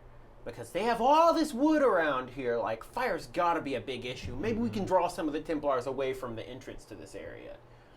And then hopefully we can draw some of them off and then be able to get in without being stopped. Anyone like that idea? Could we use just smoke? Yeah, I have smoke grenades. Yeah, okay, that's what you were saying. Yeah. All right, cool. I didn't want to start an actual Yeah, I wouldn't want to fire burn these. because we want to live here. Yeah, exactly. I want to burn these tweez. Yeah. Tweet them Actual nice. fires are fun though, right? Okay, so since you just walked back in, my plan is to set off some smoke grenades, like near but like kind of far out into the forest, and then when the smoke starts rising, we'll have people like someone will yell like, "Oh God, the trees are on fire! Fire! Sail! Oh God, there's a fire! Sail!" Oh, it made me happy I that think you I guys got oversold the one. fire. Didn't focus on the sail enough. Didn't focus on the sail. So yeah, anything else you want to do before you set off the smoke bombs? Who's going to shout? I like shouting. He's probably got a loud voice, right? Yeah, Osvald definitely has the loudest, most booming voice out of all of you. Okay, so you set off the smoke grenades, and it takes I set off a two couple of of them. minutes. So it's kind of in different areas too. So it's like Gotcha. So it takes a couple of minutes before the smoke is kind of high enough that you can see it from a little ways away, and then you do your thing. Oh God, the tweez are on fire! Somebody help! Somebody bad was using druidic magic! You're doing so good! Oh, I'm burning! So you, so you just look over and see Osvald giving this masterful performance, and you look back and Tenna is like, yeah, nailing it. And I'm just like, oh, he had to throw in his like his politics of druidic magic. You, Every time. You're like, someone bad is using druidic magic. And druidic magic itself is not good or bad.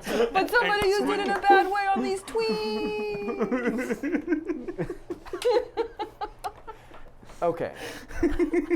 So you see a bunch of Templars go running over to the to this smoke. Uh-oh. Oh, poor. Uh-oh. It's okay. We're gonna put the cat back up. So you notice, like 4 Templars go running. I'm gonna get a Takati. Sorry, people at home. Did you trigger that? It's there's an excuse to get that beer. Uh-oh, I have to get out of my seat now. Well, it's awesome that we had extra Tecate over Yeah, there. we have extra Takati. I feel bad because we ran out and I was like, no one Nope. else So you see the Templars. It's a little bit up on So a many hill. beer stashes We around really here. should keep every beer, every tall boy We do, can't and just do have that. like fill this whole table with tall boys It in this is. session. There is not enough room in this room. So you see Templars go running down the hill as the village is kind of a little bit elevated above you. These Templars go running down the hill towards the smoke, and you see a good-sized gap in their encirclement of the village that you can slip through with your new stealthy skills without being noticed. All right, let's make our way in, right? Okay, so as you get into the village, you notice that the Templars really aren't focusing too much on like the center of this village. It's small. There's only maybe a dozen or so huts, / yurts, whatever. And you see nothing. It's been a while since the tribal chief has been killed, and you see the body right in the center of town. It has not been moved. Are there like yellow strips of cloth like put around it? Yeah, there is, but there's nobody like currently around it. No grizzled detectives taking pictures. No and taking smoking? pictures, no writing notes on a notepad, nobody like crying nearby.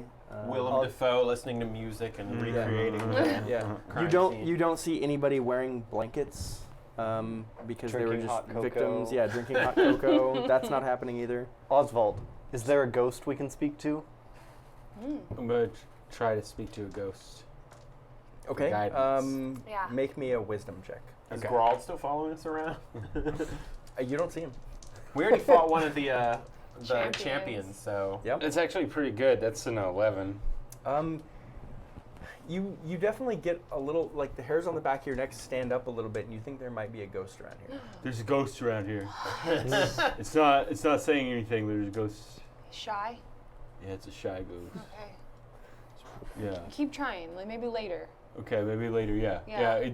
It's got to get to know me a little bit before it says things. Yeah, 'cause you're. it's I shy. think we're new. Yeah, it's probably never seen a half shy. Yeah. You know, it's scared You're of me. intimidating. I'm scary. You're very strong. Yeah. You see my muscles. Yeah. Working out.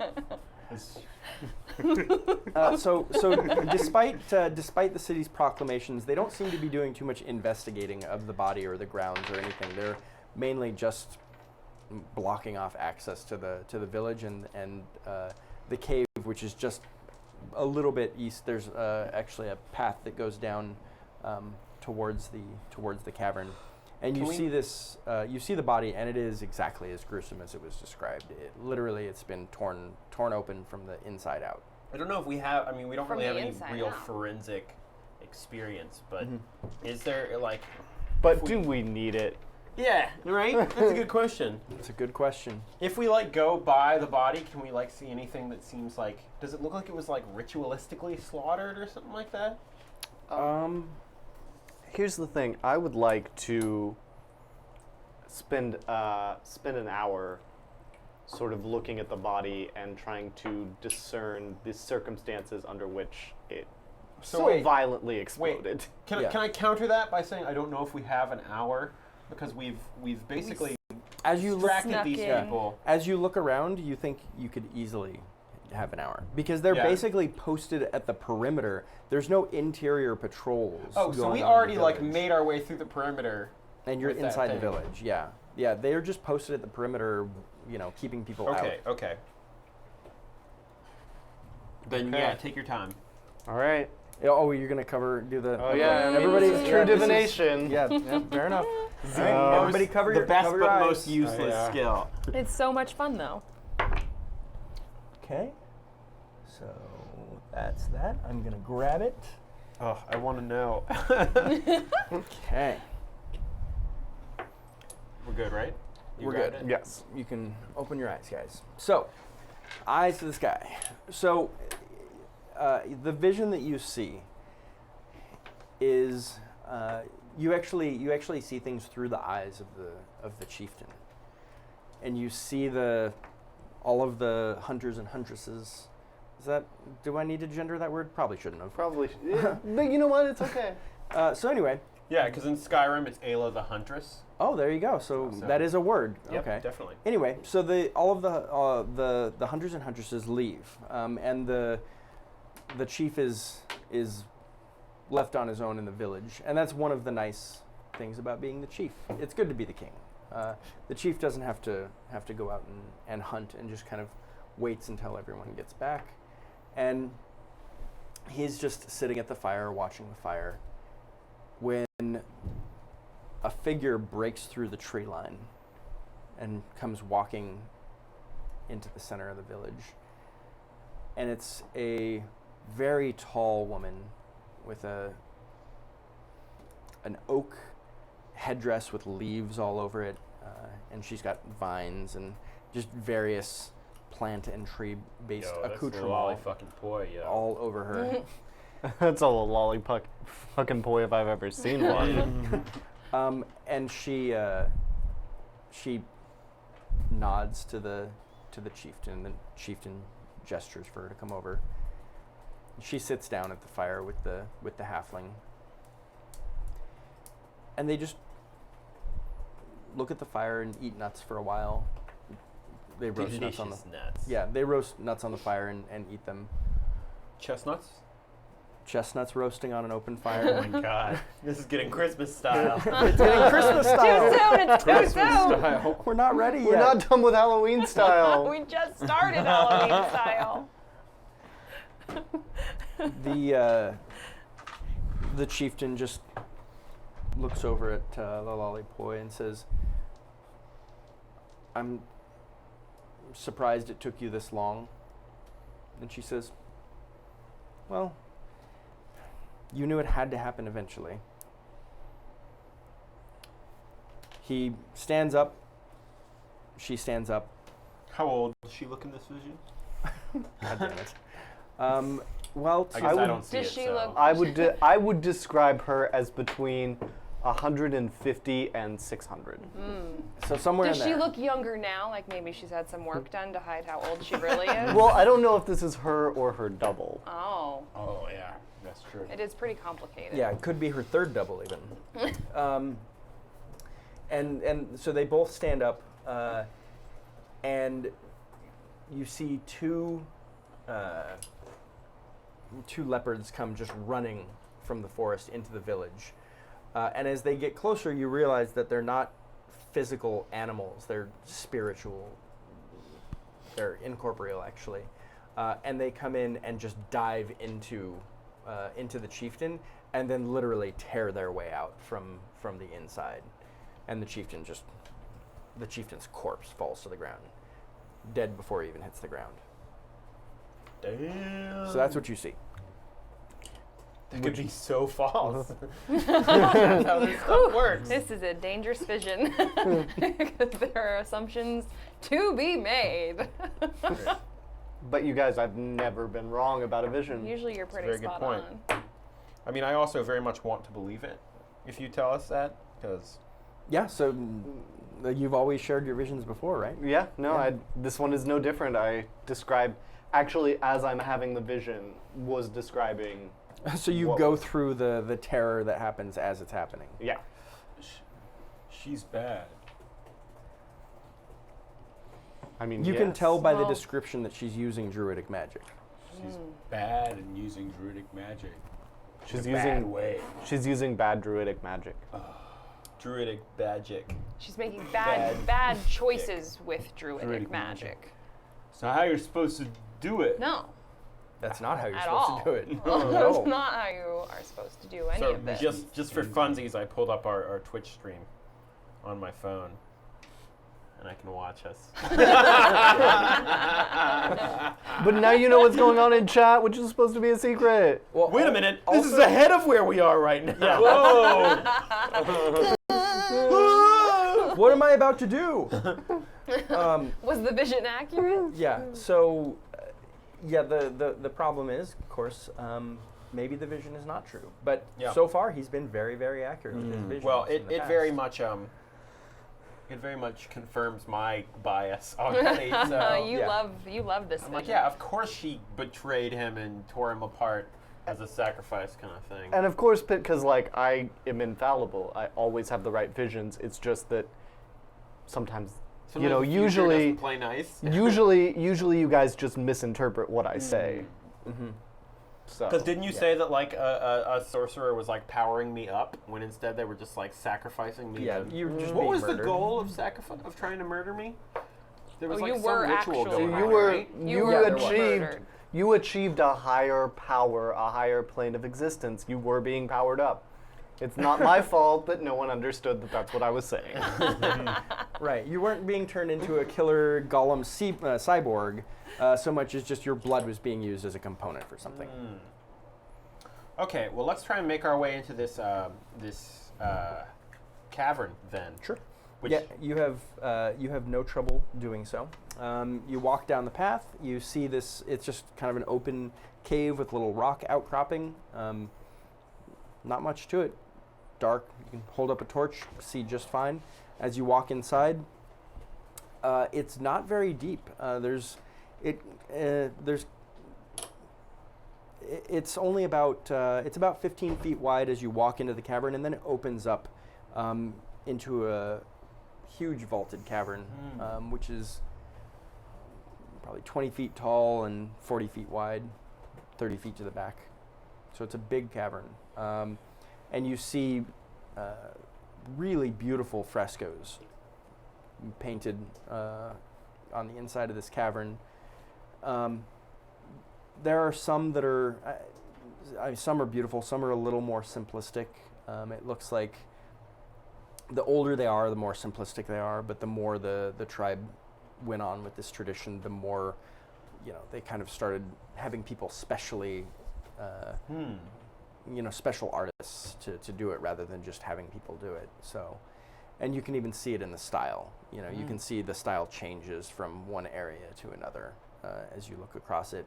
And a lot of it is just, some of it is very clearly like mythological events, like you see gods fighting, over oceans and stuff like that. And then more recent things are more focused on hunting and survival. What do we think the oceans are? Well, that's clearly waves of psionic power. Yeah. That makes That's sense. probably the most, that'd be much more reasonable than Why thinking. the fuck would that much water be in one place, right? Mhm. No. Yeah, no, Are the there, gods are there just. still oceans in Dark Sun? No. Nope. I didn't think so. There's one sea, which is called the Sea of Silt, and it is silt, like dirt. Yeah. And it's just, it's very, it's so It's soft. basically quicksand. Yeah, it's basically quicksand, and giants live there, and they're able to, they're just tall enough that they can walk through the Sea of Silt with it like up at the top of their neck. And there are psionicists who make a very good living ferrying people across the Sea of Silt on boats, and the boats are levitated using psionics to get through the sea. It's really cool. Maybe someday we'll go there. Yeah. It's funny you just make all this up on top of your head. Yeah, right? It's None of it is true. impressive. Yeah, it's just all, Just all up there. yeah. You guys, Dark Sun. Sean, we're so glad you written by invented Dark Sean. Sun. Yeah, I mean, I'm pretty smart. The thing is, like, when you do read settings like Dark Sun, it is one of those things where you read certain facts or certain like bits of information, you're like, that's something that definitely was made up on the spot, and they were like, I like that, so it's gonna stay, even though it's crazy. You're like, they had a campaign at some point, and someone asked them that question, and they answered it like a fact, and then it became a fact. Yep. Yeah, so you also see, you actually see runes scribed on the ground all the way around the cavern. So, big circle at the edges of this room. You want to call it a room, and in the center there is an altar.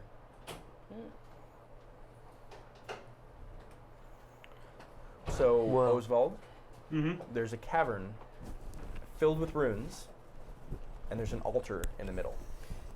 I don't think they're Oswald. druidic runes, Oswald. You don't think they're I druidic? don't think these are druidic runes. And there's the altar in the middle? There's an altar in the middle. do you it wanna looks like arcane magic. Do you want to see if it's arcane magic? Yeah, I mean, I've been cursed before, so I feel like I'm the one that should do this. I guess I'll touch one of the runes. Okay.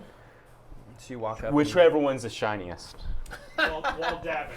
Yeah, well, yeah. That's his thing. Whenever he's testing magic, he's dabbing. Yeah, so That's a you rune. walk forward and put your hand on a rune. They're on the ground, so it's kind of awkward. You're like walking forward, you have to like go down. I have to do a squat. Yeah, you have to do a squat. Yes, I'm good at squats. Yeah. Thankfully, you've practiced. I've been practicing. You're still walking in lunges as you go to do it? Yeah. And then as you finish your lunges, then you finish it up with one good squat. You squat down and touch the rune, and all of a sudden, so they're all like a bright blue, like a nice cerulean blue. And as you do that, you touch the rune. All of the runes in the room all switch, and they turn a deep, dark red. And then from each one, a pillar of red light just goes straight up to the ceiling. And behind you, you can still see outside, but there's a red sheen or like a mist, some shimmering barrier that keeps you from leaving the room.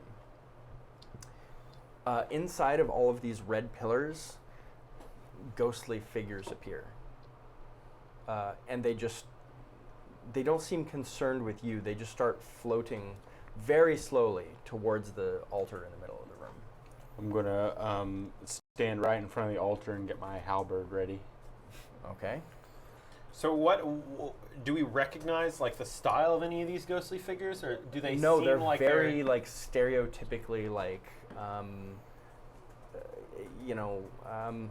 they don't look like a like torn up- champions or something? No, they don't look like champions. Imagine kind of like a floating, like torn up Reaper style, like Got a it. Grim Reaper, but just floating, moving slowly towards the altar.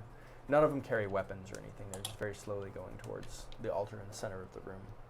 And there's a dozen of them. Okay, my instincts are to try and stop this. You guys want to try and like run interception for me while I try and blow up the altar? Is that too? What do you want me to do? Sure. Yeah. Well, I don't know about these like spirits, but they're all moving towards the thing. I mean, the best I could say is like we could try and attack them. I mean, that's not very subtle, but we've fought ghosts before, right? Yeah. Yeah. So Osvald touches the rune. All of the runes turn red. Red pillars of light show up, and in each of those 12 pillars of light, a ghost starts moving towards the altar in the center of the room. Okay. So, no biggie. Just your Normal There's no one else everyday in here besides stuff. those ghosts, right? No, there's no one else. Oh, actually, so when the ghosts start moving towards the center of the altar, you actually see just all of a sudden, out of nowhere, a figure appears on the altar, laying down, and it's you see a man who's just wearing pants, no shoes, shirtless, and bruises, cuts, wounds all over his body. And he seems like real. Seems pretty real. Okay, I want to. Well, in that case, I'm gonna yell. I'm gonna say like, "Okay, you guys try and handle these ghosts," and I'm gonna try and go to the center and like find out what's going on with this man who appeared on the altar. Okay.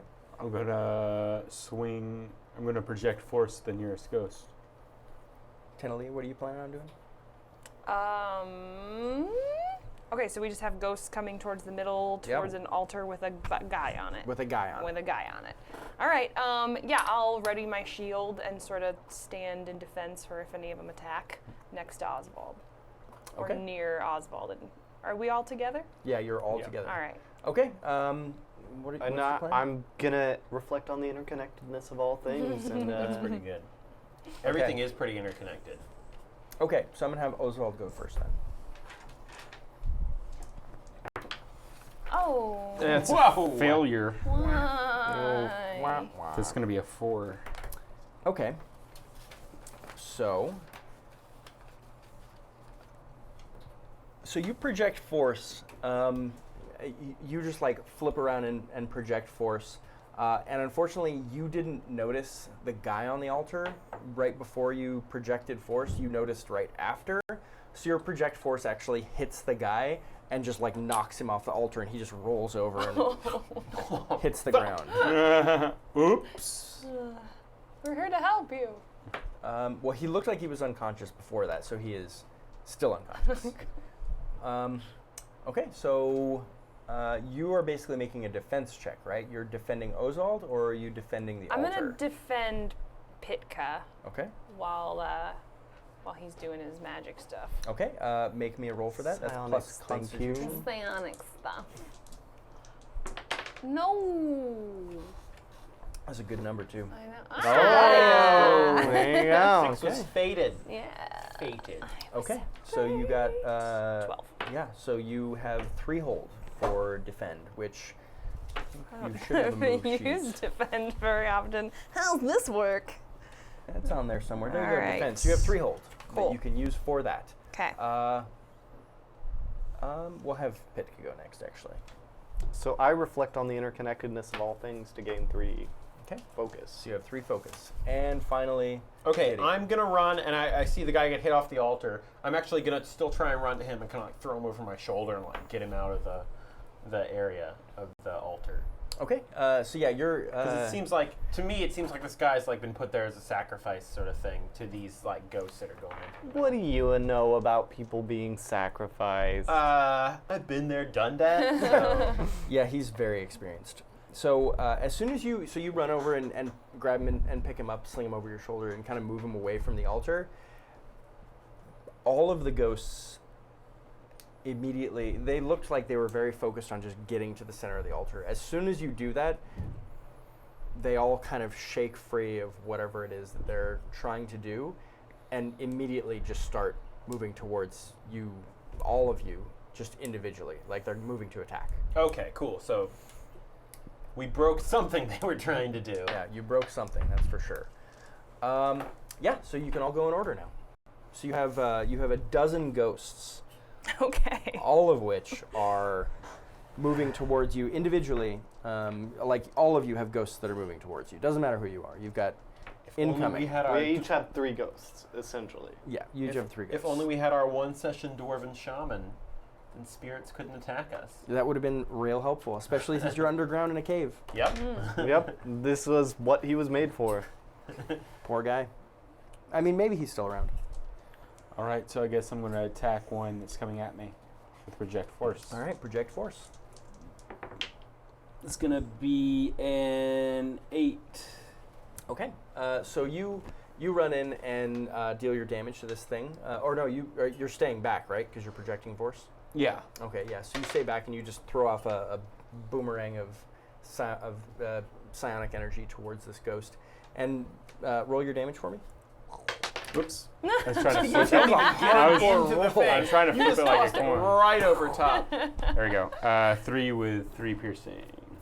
Okay. And they're gonna, and if Like they're curious, they're attacked this turn, yeah. It's very hard. If they're I could never attacked, do anything like that. I'm yeah, I never wanted to that do it cool. cool, but then first time I did it was a failure. No. Nope. It's just way too much power. It's It's Yeah. hard. Like one Um, more try. Good Lord, guys. It's real difficult. You guys, we're going to learn how to do this. It's All Nailed it and got an 8 on an 8-sided. There you It's go. really not an important skill. That's a government 10. yes. So That is important. Okay, but if they the ghost. So the ghost actually. All right, children. Come on, Dad. We're trying to do something I cool. started this. I did this.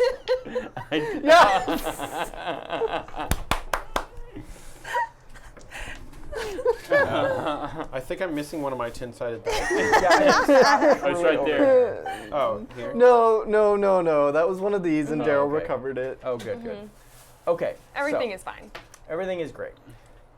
But the ghost actually does counterattack you just with it just has just ghostly hands that it attacks with. And you take a d6 damage. Want me to roll it? See if I can. Yeah. Darrel. Damn it. Darrel. Okay, here we go. There we go. No. Darrel, that also ignores armor because it's a ghost. No. Uh-oh. All right. Wah, wah. Okay. Now remember, there are 12 of these things. Yeah. So you've got a lot of work in front of you, and that did not kill the first ghost even. Okay. So That 3 who's up damage next? didn't get him. I'm gonna just deal a telekinetic strike to one of them that's coming at me. Okay. You want to attack one of the ones that's attacking Osvald, like the one that's injured, maybe? No, that's fine. No, there's 12 of them. Yeah, Like, that's I true. already said I wasn't doing that, so. Okay, cool. Nice. 10 plus. Good. Yeah. So that's gonna be a d6 damage. That does Man, actually. those knock- dice Nice. are rocking it for you, man. That actually does knock one out. Gravity Nice. dice. Gravity Not actually a dice. sponsor of this show. Gravity dice. Gravity dice. Not a partner of the show, But awesome. but awesome. Yeah. Keep tweeting them. Keep Please don't tweeting notice them. we love them. Yeah. I can't imagine too many shows are tweeting about gravity dice. I love it. It's cool. It's great. But it's like if I didn't know it existed, that means there's not a lot of buzz currently. That's all I'm saying. That's what we're here for, to generate the buzz. Yeah. I think gravity dice are responsible for one of my 2 favorite moments in the entire stream. Yeah. Which my favorite moments when Pithka made his last breath roll. Yeah. And then my second favorite moment is when we realized that me releasing the code will totally fit with Darrel's bond Yep. of him blaming me for an unnatural menace. For sure. All right, so now I just get that 3 forward to use when I want Whenever you to. want. Yep, and so you've I got can it. now do a different hack You and can do slash. something. Yeah. All You right. can do your thing. You just have those on the side to use as you like. Cool. So I can switch to aggressive tactic, and that's fine now. Yes, you can. Okay. Cool. You can go back to being aggressive. Be aggressive. All right. Nice. A-G-G-R-E-S-S-I-V-E. Is a 10. Tenna. All right. Roll your So damage. I shall. 8. Pretty good. That's 1 piercing. Definitely enough to. Yep, exactly. Mm-hmm. And that's enough to take one out. Haha. So there are 10 ghosts remaining. Okay, You're the last one. I know I like ran that guy off the cinder, but I'm gonna try and run him back. So you put him back on the altar. Yeah. Do the ghosts go back to their original? Yeah, the ghosts actually start moving back towards. They're closer now, but they start moving back towards the altar again. So here's my plan. When they get close enough, I'm gonna try and set a bomb, and then run with him again. Okay. All right. So make me a check right now for your bomb. Oh fuck. Wait, let's not roll with these dice. They haven't been rolling well. That's so fucking superstitious. That's so like. Yeah. That's such a gamer thing, isn't it?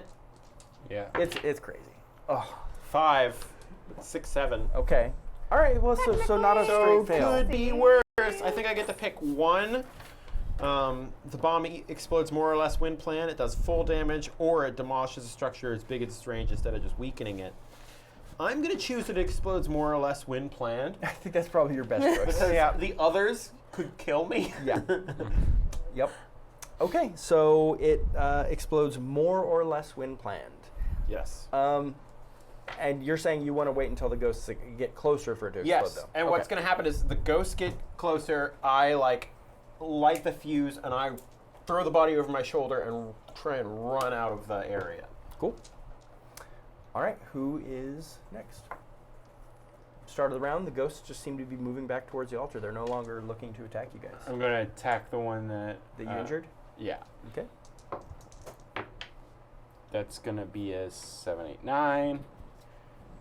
So 9. I'm going to get a plus D4 because it's the next attack. It's a Oh, yeah, plus, because no one has hit it since then. Yeah. So here we go. It's going to be 6, 3 piercing. Oh, for sure. Yeah, you knocked that one out. Nice. There are 9 remaining. Ghost killer. 9 ghosts remaining. You killed that Alright. ghost's face. Yep. You only kill ghost faces, though. Yes. Okay, so you want to go Pithka? Yeah, I'm going to take another one out with a telekinetic strike. At least that's the plan. Wow, rolling really good. 9, 9, 9. That makes you think. He's been rolling so good, maybe he rolled really well on that vision. Oh, yeah. With So the that's damage. that's a 1 damage to one of the ghosts. Okay, so Pithka Get 'em. does... and you actually... Get 'em. Yeah. Good job. You did a damage. I did a damage! You did the thing. Did damage. Did a damage. All right, so Tenna or Gideon. Well, I mean, I'm continuing with my plans. So. All right, I'll try to take one out on its way. 5. So 7. 7. Yeah, so roll your damage. Wow. Fucking D12. The thing is, it's real frustrating though when the D12 rolls low. Yeah. Like it's But so it can only roll 3 or higher for me though. Yeah, So that's so it's not the worst. Sort of a good thing. So yeah, you just knocked one out as well. So there are 8 ghosts remaining, and again, because they're so focused on the altar, they don't even strike back at you. So Gideon, at this point, just because of the configuration of the ghosts, only about half of them are in blast range of your bomb right now. So there's 4 of them. So this is when you. I think that's probably enough to try and set this thing off. Okay. Okay, so I'm gonna throw the thing over my shoulder, light the fuse. I light the fuse with a cigar because that's why I like to do it for style. You know, it's like. You didn't have a cigar ready to go. You were like, all right, now it's time. No. I lit a cigar while they were coming. While they were coming up, I took the time with a match and lit a cigar properly, where you spin it a bit to keep all the sides. Oh right. Oh, yeah, God forbid 'cause- you don't do it the right way. Throw the match to the side. Light the bomb that I've got sitting on the altar, and then throw the thing over my shoulder, and I book it.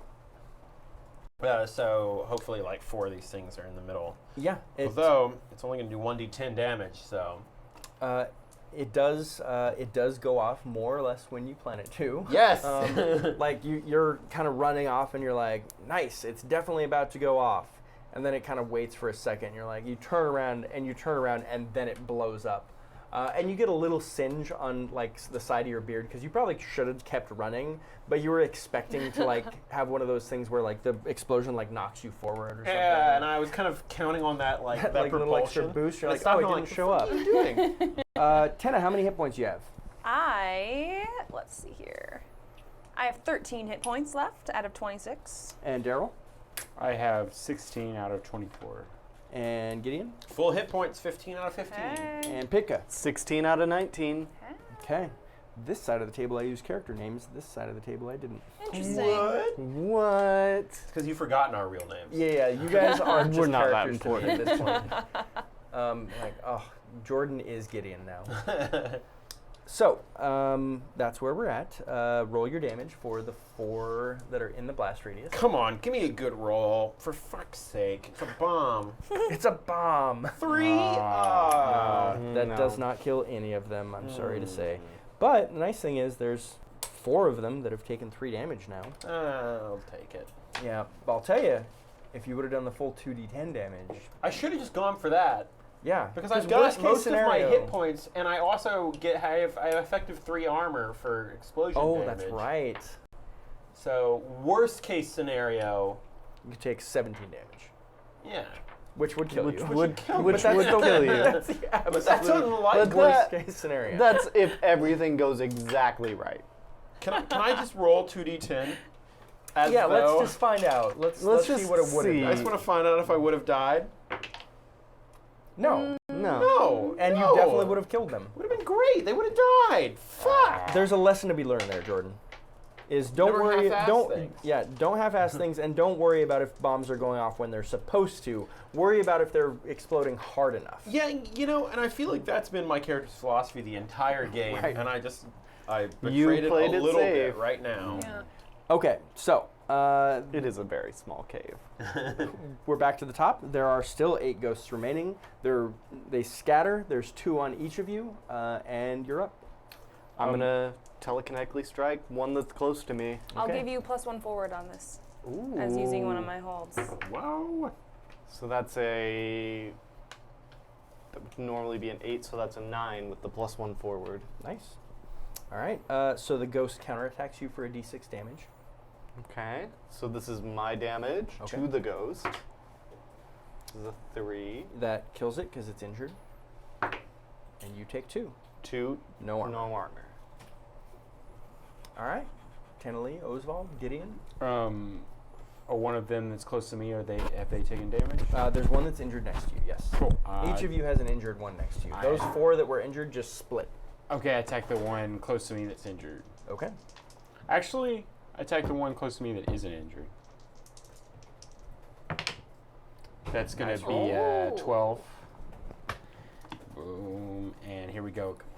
Come on. You can do it. Do it for me. Come on. No! All right, 3 3's been the with 3 piercing. With 3 piercing, yep. That's 3. It's a magic number. Yeah. Today it seems that way. okay. So there are 7 ghosts remaining, Tenna. 8. It counterattacks you for a d6 damage. Okay. Oh. So you take I 3. take 3, and that's not armor, No right? armor. Now these ghosts, it's only d6, but it hits hard because it ignores your armor. 5 + 1 piercing. Are you attacking? Yeah, One are of you- the injured ones, yeah. Okay, so you knock another one out. So there are 6 remaining. Gideon? Didn't I already blow up the thing, or was that last That was the end of the round. So you've got, there are 6 total remaining, and there's 2 next to you. All right, so I've punched a ghost. I've punched a tiger. You punched now a tiger. it's time to try and punch a ghost, All I right. guess. Yeah, use your explosive gloves. So yeah, I like cock back one of my explosive gloves. And Oh, do they cock? I didn't know that. That's how I imagine they I like. feel like work. they have like a lever. You have to you crank it back and like latch it in. Yeah, exactly. Like I have little explosions there, and I just go. Yes. And then when I hit, it like triggers a pressure plate on the like front of my thing, and it like launches it forward. Yeah. I imagine it like I've mentioned it before as like the pop out guns from Taxi Driver, where he goes like. Yeah. And he's got the guns that come out, but instead it's just like and it goes poof, and launches an explosive charge. So okay, I'm You going and Alyssa's to, character would get along very well. Yeah. All right. Hack and slash. Whoa. Uh-oh. All right. Why Roll wouldn't well. the other one jump out? Oh, experience. I got Yep, an experience mark XP, I point. guess. All right, roll your damage.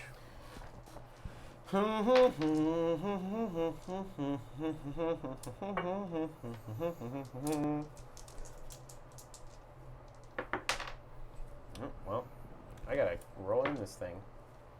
10 So damage. it's a 10 damage, Yep. but I get 3. Because it's explosive. Yes, I Oh, get that's 3 ridiculous. armor because it's explosive damage. Yep, that's true. So It's a good thing you took that talent. it's great. This is the first time I've gotten to use it today. So I've The still got, first time you got to use it was because you blew yourself. Still I guess got 8 hit anytime you points. use it, it's going to be because you blow yourself up. Yeah, There's never there gonna be is a- not that much explosive damage. but No. so much explosive damage has been me Right. to myself.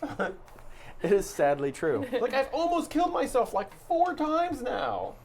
Yeah. As will happen in the life of a Bombardier. So I think that was a great use of a No, talent. it was a very, very solid choice. Yes. Okay, so there are still 6 remaining. Do you want to throw the guy back on the altar, or?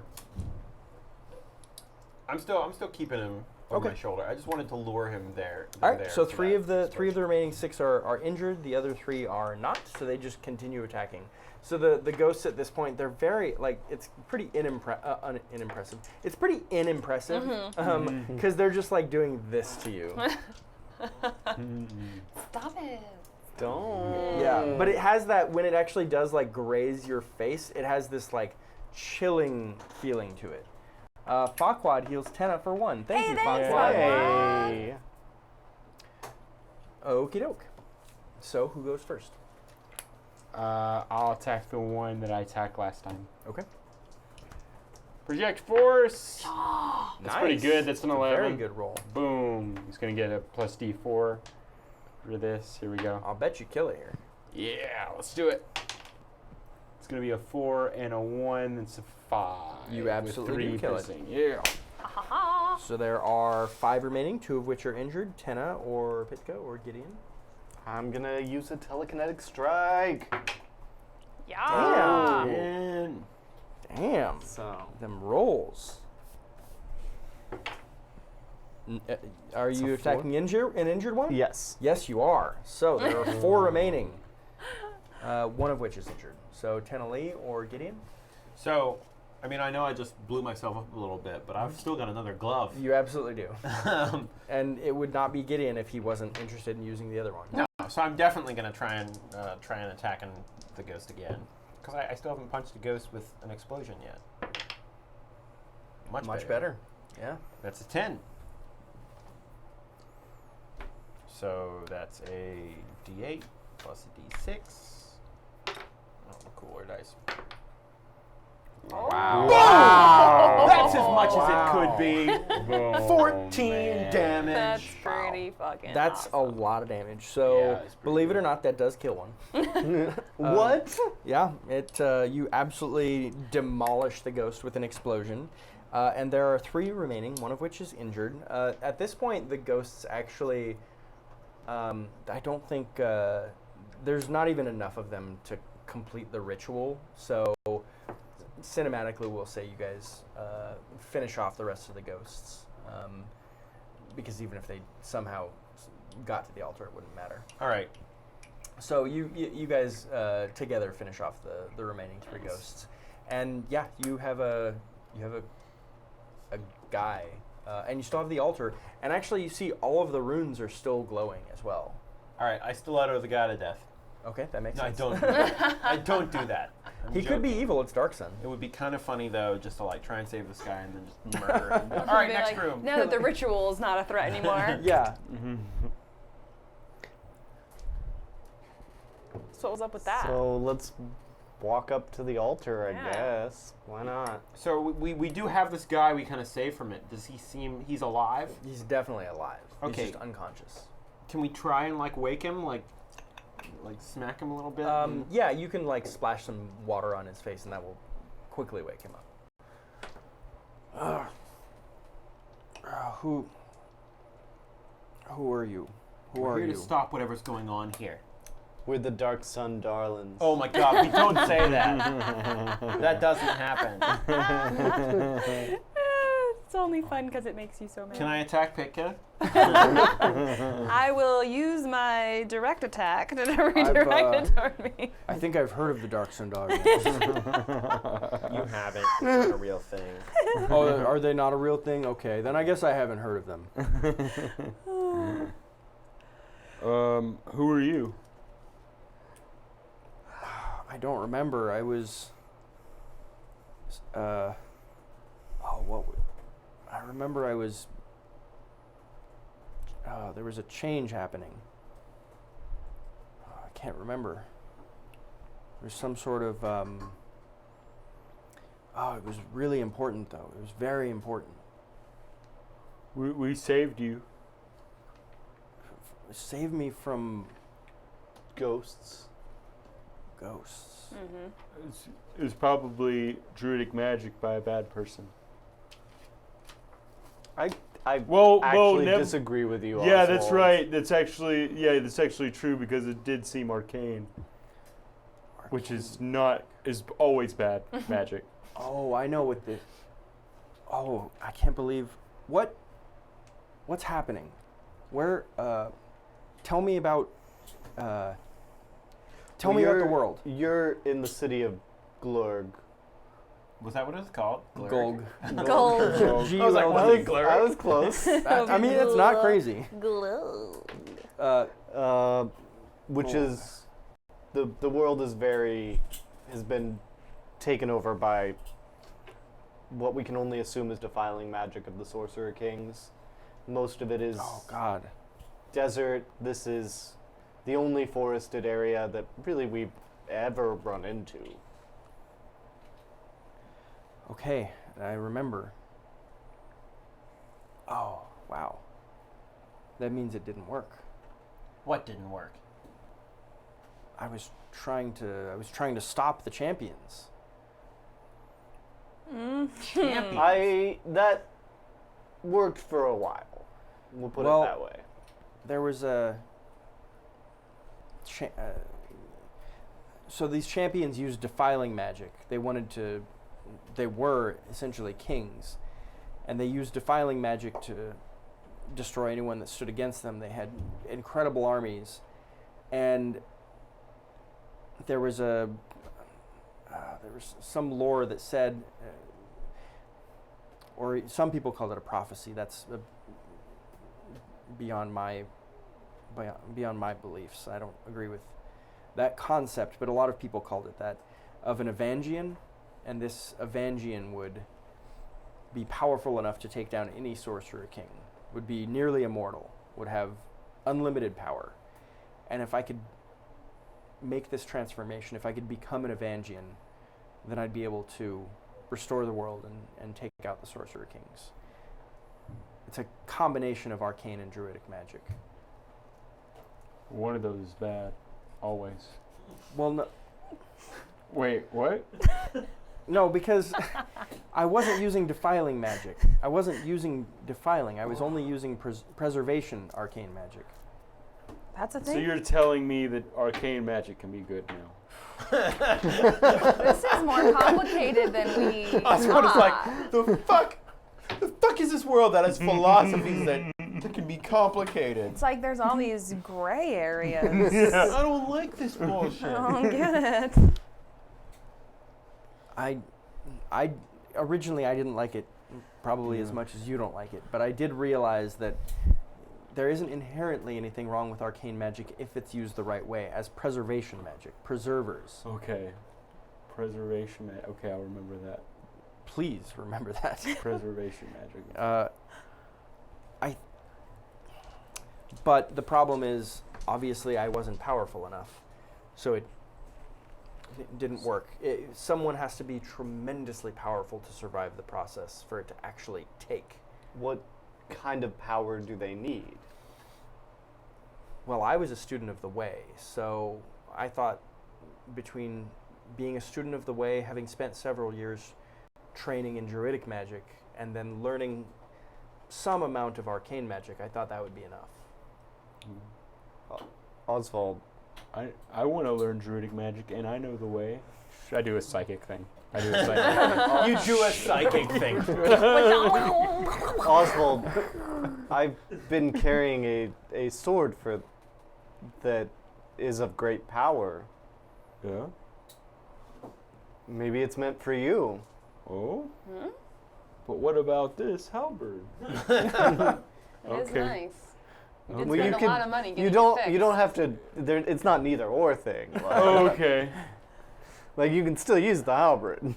Okay. I take the sword. Nothing happens. It's just a cool sword. Well, so as you take the sword, you actually do see brief flashbacks of the sword being held by a Dre commander. Sizzlak is the character's name. Sizzlak. Sizzlak. That sounds familiar. It sounds familiar, right? Mm-hmm. And this Dre commander was very confident in his abilities. Some might say overconfident, but very confident in his abilities and greatly empowered his troops around him. And then you flash back again, and you actually see the sword being held by a human commander. And this is clearly ancient because there's battles being fought on rolling green hills in you can't even imagine the world looking like this anymore. And you see like sorcerer kings at the back ranks attacking each other, throwing fireballs and lightning bolts and just magic everywhere between the armies. And there was this human commander that's leading a legion against another sorcerer king. And you actually see Lalali Poi at the back. Oh, so we think this is like something like 500-600 years ago at least? So it sounds like. Who knows how long ago it was, but I mean, some sources would put it at 500 years. Right, You could so- probably find a source that says that. I'm just saying, I think that there's like pretty good reason to think she's that old. Right. Yes! Confirmation that you are right. Yeah. Take that, spout Definitely lore. not confirmation bias. No, not confirmation bias. And you actually, what's crazy is you actually recognize both sorcerer kings. So the Lalali Poi is behind this human commander that's holding the sword that you've just obtained, and then on the other side, she seems to be fighting against the old sorcerer king of Tyr, Kalik. And he's the one that was killed by Yenin, and Yenin took his place. So Lalali Poi was, for some reason, trying to kill Kalik, or had gone to war against Kalik, and you're not sure why, but somehow that persists through even to today, because now she's attacking Tyr again, even though has a different sorcerer king, Yenin. So But really, is one sorcerer king that different from another sorcerer king? that's what Gideon would say. But that's what you see, and then you're Gideon transported did back say. you're transported back to now. I relay my vision. I say, but really, is one sorcerer king different from another sorcerer king? I like that Gideon is just a nasally Jordan. Right. Most of my characters, honestly. Yeah. The man that you see, the half elf, he says, "Well, it's true. There is no good sorcerer king. There's no amount of power that you can give a person that won't be misused. Even the smallest amount of power will be misused. There's no question. Which is fine in small amounts. You know, people misuse small amounts of power, which is unfortunate, but we can survive that. But giving large amounts of power to anyone It doesn't matter how pure their motives are. They will misuse it. But it was different for me. Oh. I was trying to Everybody's fucking different. but I was trying to save things. Yeah. And I knew I would no longer even be myself. So that power wouldn't even benefit me because I would cease to exist, essentially. You know how you said it'd be different for you? Yeah. I think it'd also be different for me because I don't want to use magic in a bad way. Osvald, we've talked about this. I Okay, think we don't want to gather power to ourselves. But who knows anymore? I just heard arcane magic can be good sometimes. I don't know. I think Oswald is meant to take this power. Everybody thinks they're the good guy until they get the power, and then they fuck everything up. All I Gideon thought he was a good guy. All I can tell you is that since I've been carrying this around, I've known that the savior of Athos would come from this. And we've reached this point. I never want to be bad. I don't want to do bad things. I want to do good things. I want everything to have tweez. I want tweez everywhere. Oswald's Beautiful gonna bring the tweeds. Bring back the tweeds. Yeah. I'm going to the He's back. going to bring them back. So as you A look at, plethora of tweeds. so it's unclear. You What- know, if you were a twee, what kind of twee would you be? Like a big pine, right? The biggest ones. The A big redwood. one. I don't know A redwood if tweed. redwoods we've seen them, but In case chat hasn't figured it out, it's a Barbara Walters thing. Oh, that's Oh, right. yeah. Oh God, that's such a She asked Oprah. that's such an old Oh, reference. I forgot about that. She Yeah. even has her little speech and and I want to say that Gideon's my friend and everything, but also we remember what he did. He released a Kodal into the world. He's not out of the room just because the players. We're all What do you have to say about that, Gideon? Nothing? No. See, he can't even What are defend you guys himself. talking about? Nothing. Shut up. So, so as you look at the altar, it's you actually see a lot of the same symbols and insignias that you saw throughout the city of Golg, and it looks like the altar has been. You see a bunch of runes that have been scratched out and rewritten. So the altar has been kind of retrofitted or The altar has been changed. altered? The altar has been altered. Oh, Pray that we do shit. not alter the altar Yeah. further. So it looks like the altar at this point has been changed, Altered. has been altered to, and it actually is attuned for Lalali Poi. Oh. So it's actually it currently will only work for her. So she's trying to She's trying to make this essentially make herself the Evangeline. the absolute power. I wanna, I want to see if I can sense how to rejigger, retune the altar using the way. It's a 9. So the problem is you are experienced enough in the way that you absolutely have that down pat. The problem is you need somebody who's also very experienced in arcane and druidic magic to make this work. So you need all three of the parts of the puzzle. And right now you've got basically just the way. Nobody here, nobody here is experienced in druidic magic, just so you know. But what about the Lorax? Exactly. Sure, the Lorax would know enough about druidic magic to count. I think the most difficult thing is finding somebody who knows arcane magic well enough, because that's really the rub. Because that is Therein lies the rub. in every city. So they found that the altar had been changed, and The altar has been altered. Pray that we do not alter it further. so the altar is attuned for Lalali Poi. And won't work for anyone else currently. To change it, you would need someone who's very experienced in the way, in arcane magic, and also in druidic magic. Pithka feels very comfortable in his ability to interpret the way and to be able to kind of rework on the runes to make it work, but the other two parts of the puzzle are very cloudy for him. So the issue is, and you do think the Lorax would be powerful enough to be able to figure this out. The issue is finding an arcane caster who is powerful enough and knowledgeable enough who would be able to destroy these runes.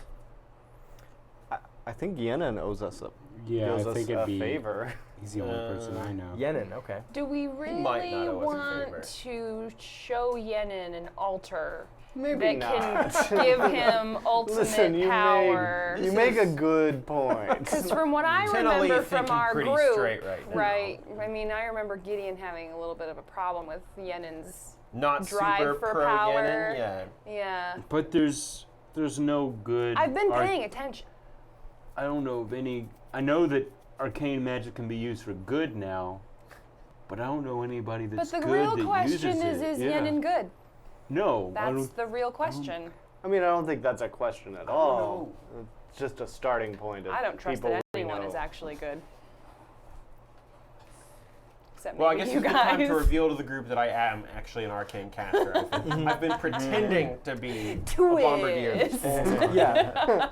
And Oh, every well, that works out. Every bomb has just been a magical spell cast on a piece of metal junk that had nothing Yeah. inside of it at I've all. been We've casting never fireball. noticed. Right, or delayed blast fireball and things. Yep. So, at this point, looking at the altar, you know that it's so these ghosts that are around. When you touched the rune, Osvald, all that did was made these ghosts manifest. But you can actually, there's magic flowing into the altar even now. So there's Was the altar spirits. damaged at all by the bomb that went off on it? No, not even a little bit. Wow. In fact, the half elf mentions, "Wow, this looks exactly the same as when I was up on that mountain." And here we are in a cave. Do you happen to know anything about arcane magic? I think that was the problem. I didn't. I went too soon. I had grown up in the way for my whole life, and I learned druidic magic for several years. But I felt the breaking point was soon, and I didn't spend enough time studying arcane magic. I thought I knew enough to be able to do this, and that was clearly not the case. But I didn't feel that I could spend a year learning about the secrets of the arcane because I didn't think we had a year. So I tried with what I had. All right, is there, like, this room doesn't have, like, further it goes in, right? Like, It's just this cavern. Just this cavern. I'm happy to help you as much as I'm able. I would imagine I probably don't have any friends here anymore. All right, well, we don't really have anybody who can do arcane magic. We don't really have anyone who can do druidic magic. We could talk to the Lorax, but I think the Lorax is pretty pro-Lolalipoi. Well, to be clear, I don't think that turning Osvald into the Evangion is necessarily anti-Lolalipoi. Yeah. So wait, I'm sorry. What is our goal right now? Are we trying to stop the magic that's happening at this altar? Well, out of game, your goal was really to figure out what's going on and let the Veiled Alliance know. And we certainly don't know what's going on. Well, you know that, I mean, Lolalipoi name is written all over this altar. Okay. And she wants to turn into this Evangion, which is a being of unlimited power which combines arcane and druidic magic. That's what you know. Well, it seems like What she's going to use it for is not clear. she definitely has druidic magic or arcane magic. Like She's a sorcerer if king. she so gets here, it's gonna happen. Yeah, as a sorcerer king, she has incredible amounts of arcane power.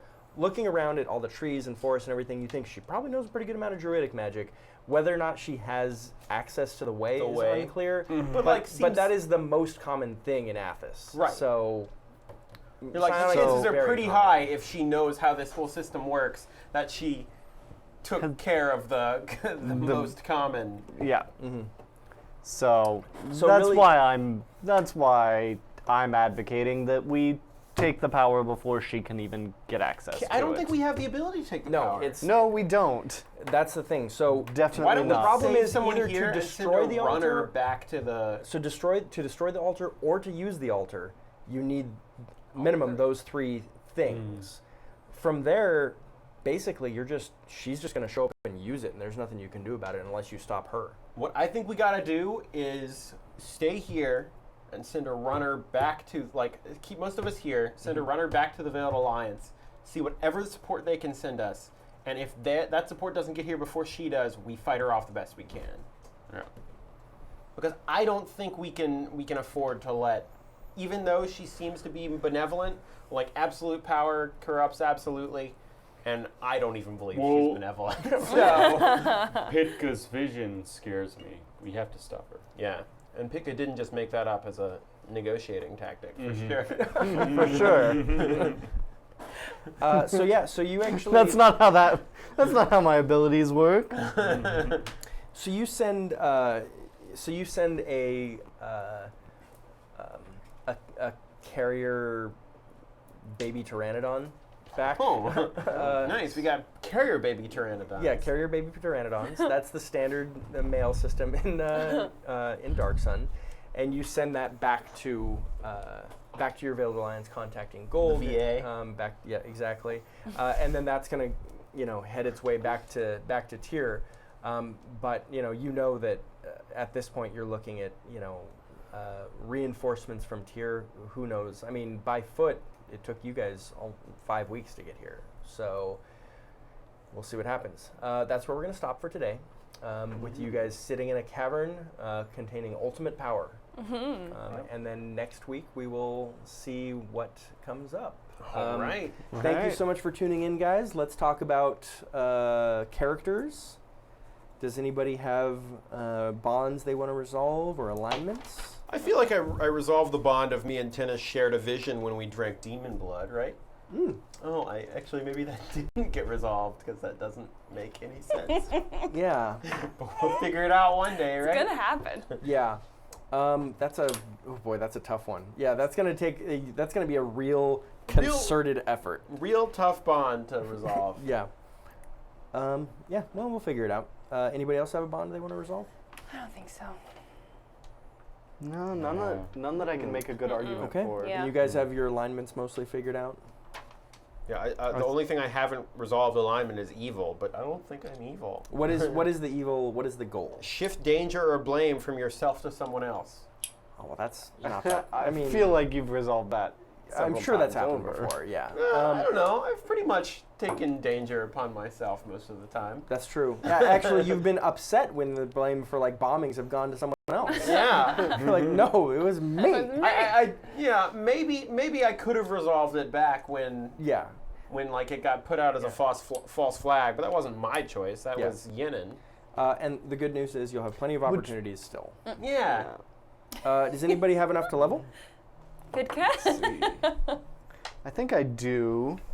How much do we get for this? Oh, you'll get 3 for this one, as per the usual. Which definitely puts me enough to level. So it's 7 plus your current level to level. Yep, Yeah. that's what you need. All right. So And I'm I 2 think- away. What level are you? I'm level 5. What level are you? 5. 4. 4. Oh, okay. So, wow, you don't fail very much. But Scott, however, So I definitely leveled to 5. good. Can I spout more twice real quick? And Yeah, right.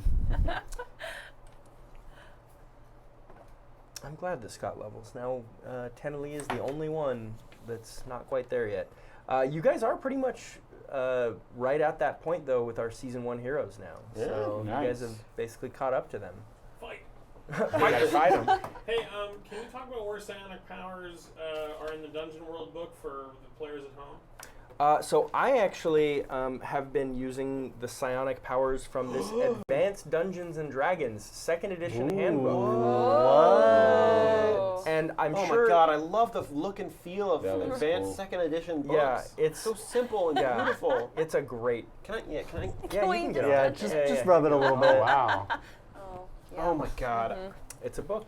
God, Um, I want. So, like, how, for example, does project force translate out of that to the rules you created for? Well, here's. I think that is a very good question that I've been thinking about for a while. And How did I think, come up with this? Yeah, I think probably the converting things to Dungeon World is. I mean, it's basically just simplifying it because 2nd edition, as you know, if you've played 2nd edition D&D, can be very complex. So yeah, I've taken a bunch of the psionic powers that exist in this handbook and just simplified them as much as possible to make them fit into Dungeon World. And I think at this point I've done so much of that, it probably doesn't make sense for that to be useless and to not use to have some use of that. So probably I'll edit it and make it look a little cleaner, and then we can release it to our Patreon backers so that you can see all of these powers converted into Dungeon World.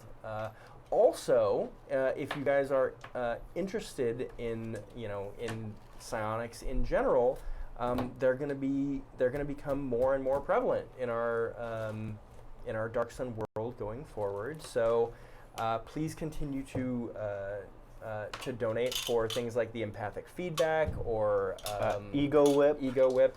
That one's pretty. I mean, there are certain ones like Ego Whip that are a really easy translation from this to Dungeon World. It's like, oh, Ego Whip does this much damage. Well, that's too much because Dungeon World, Dungeon World people, there's just a lot fewer hit points. So you just tone it down. I think, what is it, a D4 for Ego Whip? Yep. Yeah. So like you just kind of bump it down a little bit so that it's not too crazy, and then go hog wild. But I found there's a place in Colorado called Black and Red. It's a bookstore, and they have like 30 copies of this fucking book. So see if you can find a used copy of it somewhere if you want to play Dark Sun, because it's so useful for Dark Sun because it is such a psionics heavy world.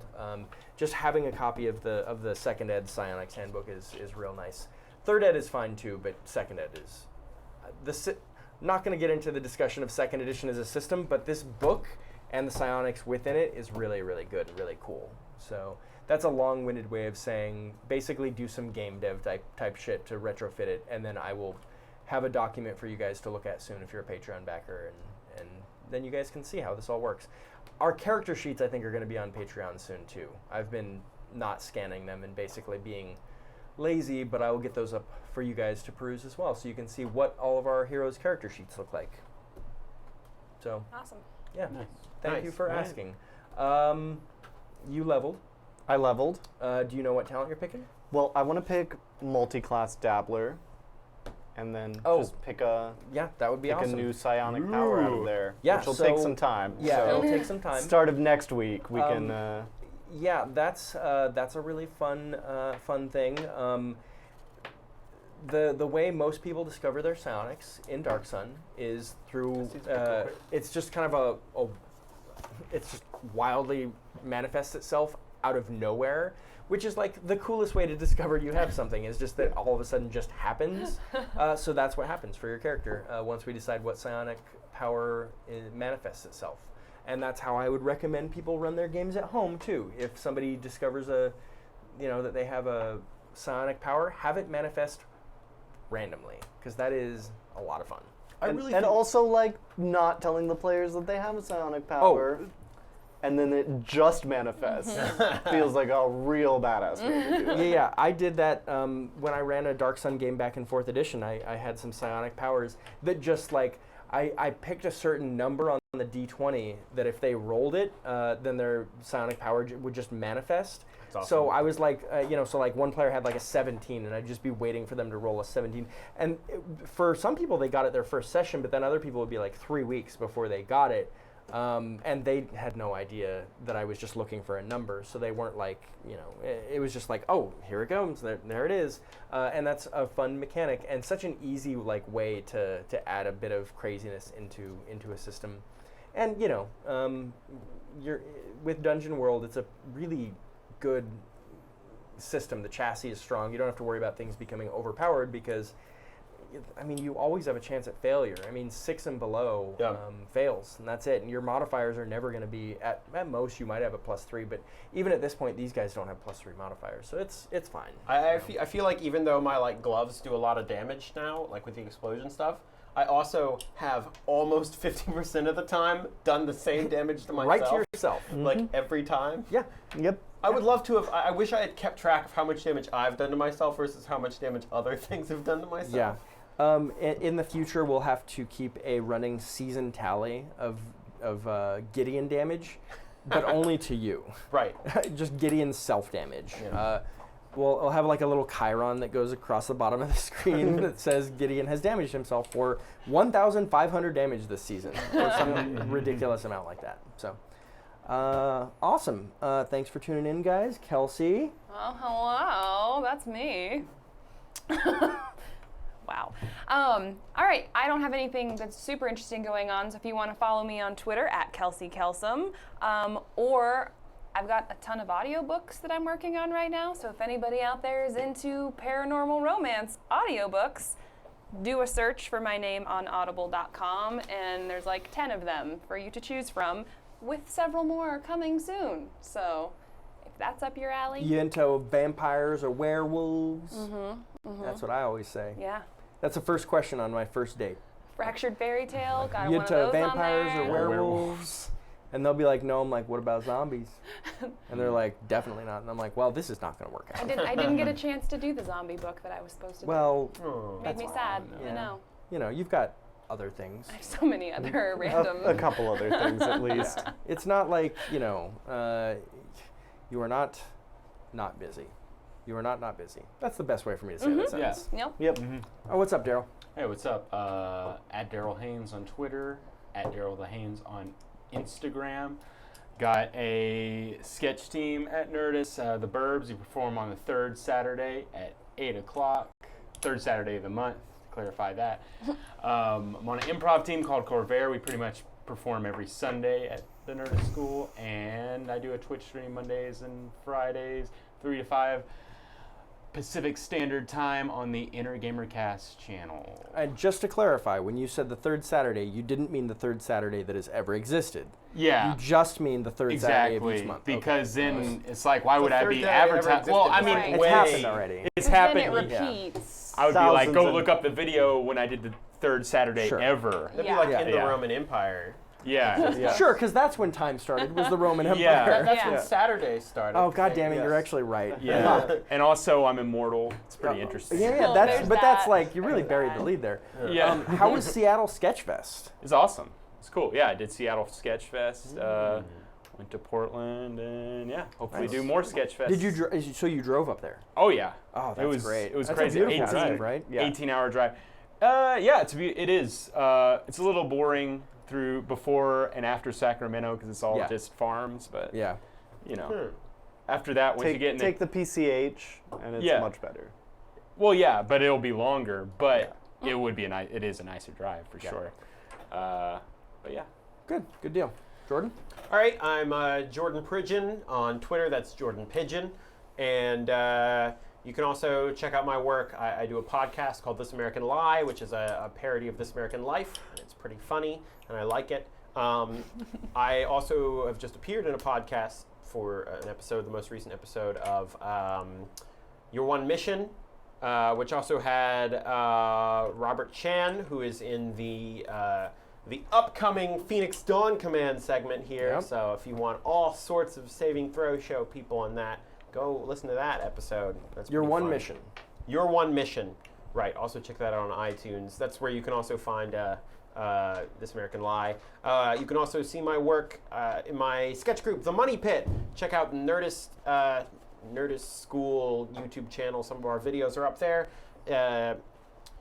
And you can. I also produce a group called Senior Ditch Ditch Day. Day. Oh my God. YouTube.com/Senior Ditch Day. Check our stuff out. We've got some new videos coming out soon, one of which will be starring Kelsey. So that's going to be a little while, but we're going to get it. We're going to get it finished. I'm It's super gonna be great. excited about it though. Post-production I'm really is excited. a thing. Yes, post-production. Yep. Scott? You can follow me on Twitter at Notably Scott. I'm also on the Money Pit with Jordan, which is the second Saturday of the month. Second Saturday of the month. I didn't say that, but I'm also working on, just to keep myself accountable, a project on Reddit for DM Behind the Screen, I think is the subreddit.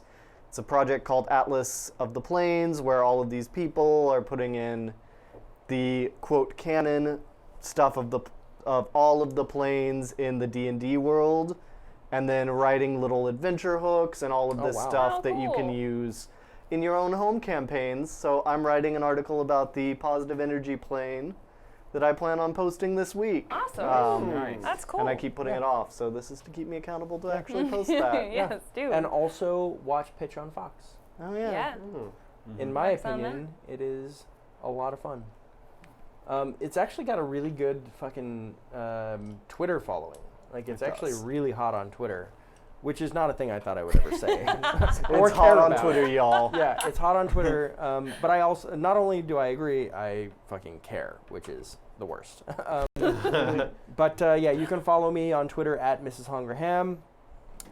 If you play Blizzard games, you can add me because I play a lot of World of Warcraft, Overwatch, Heroes of the Storm, and StarCraft. So everything other than Hearthstone.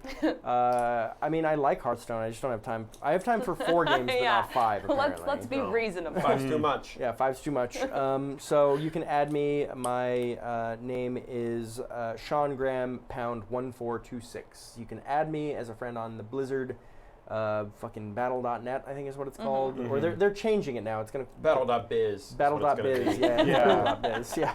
They're changing it. No to more that. serious business than battling. No, No, there's not. Yeah, srs.biz. So you can add me on there and we can play Heroes of the Storm or WoW or something if you like playing those type of games. Because I've been trying to get back to my WoW roots. You know, I really missed the last expansion, didn't play a lot of it, and now I'm making up for it by destroying my life currently. Oh. By playing the game too much.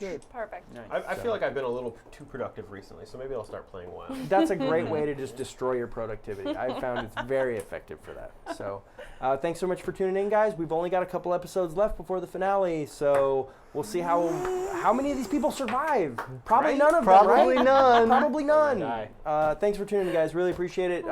Phoenix Dawn Command is coming up. Go grab some food real quick, come back and watch Phoenix Dawn Command. Bye. Bye.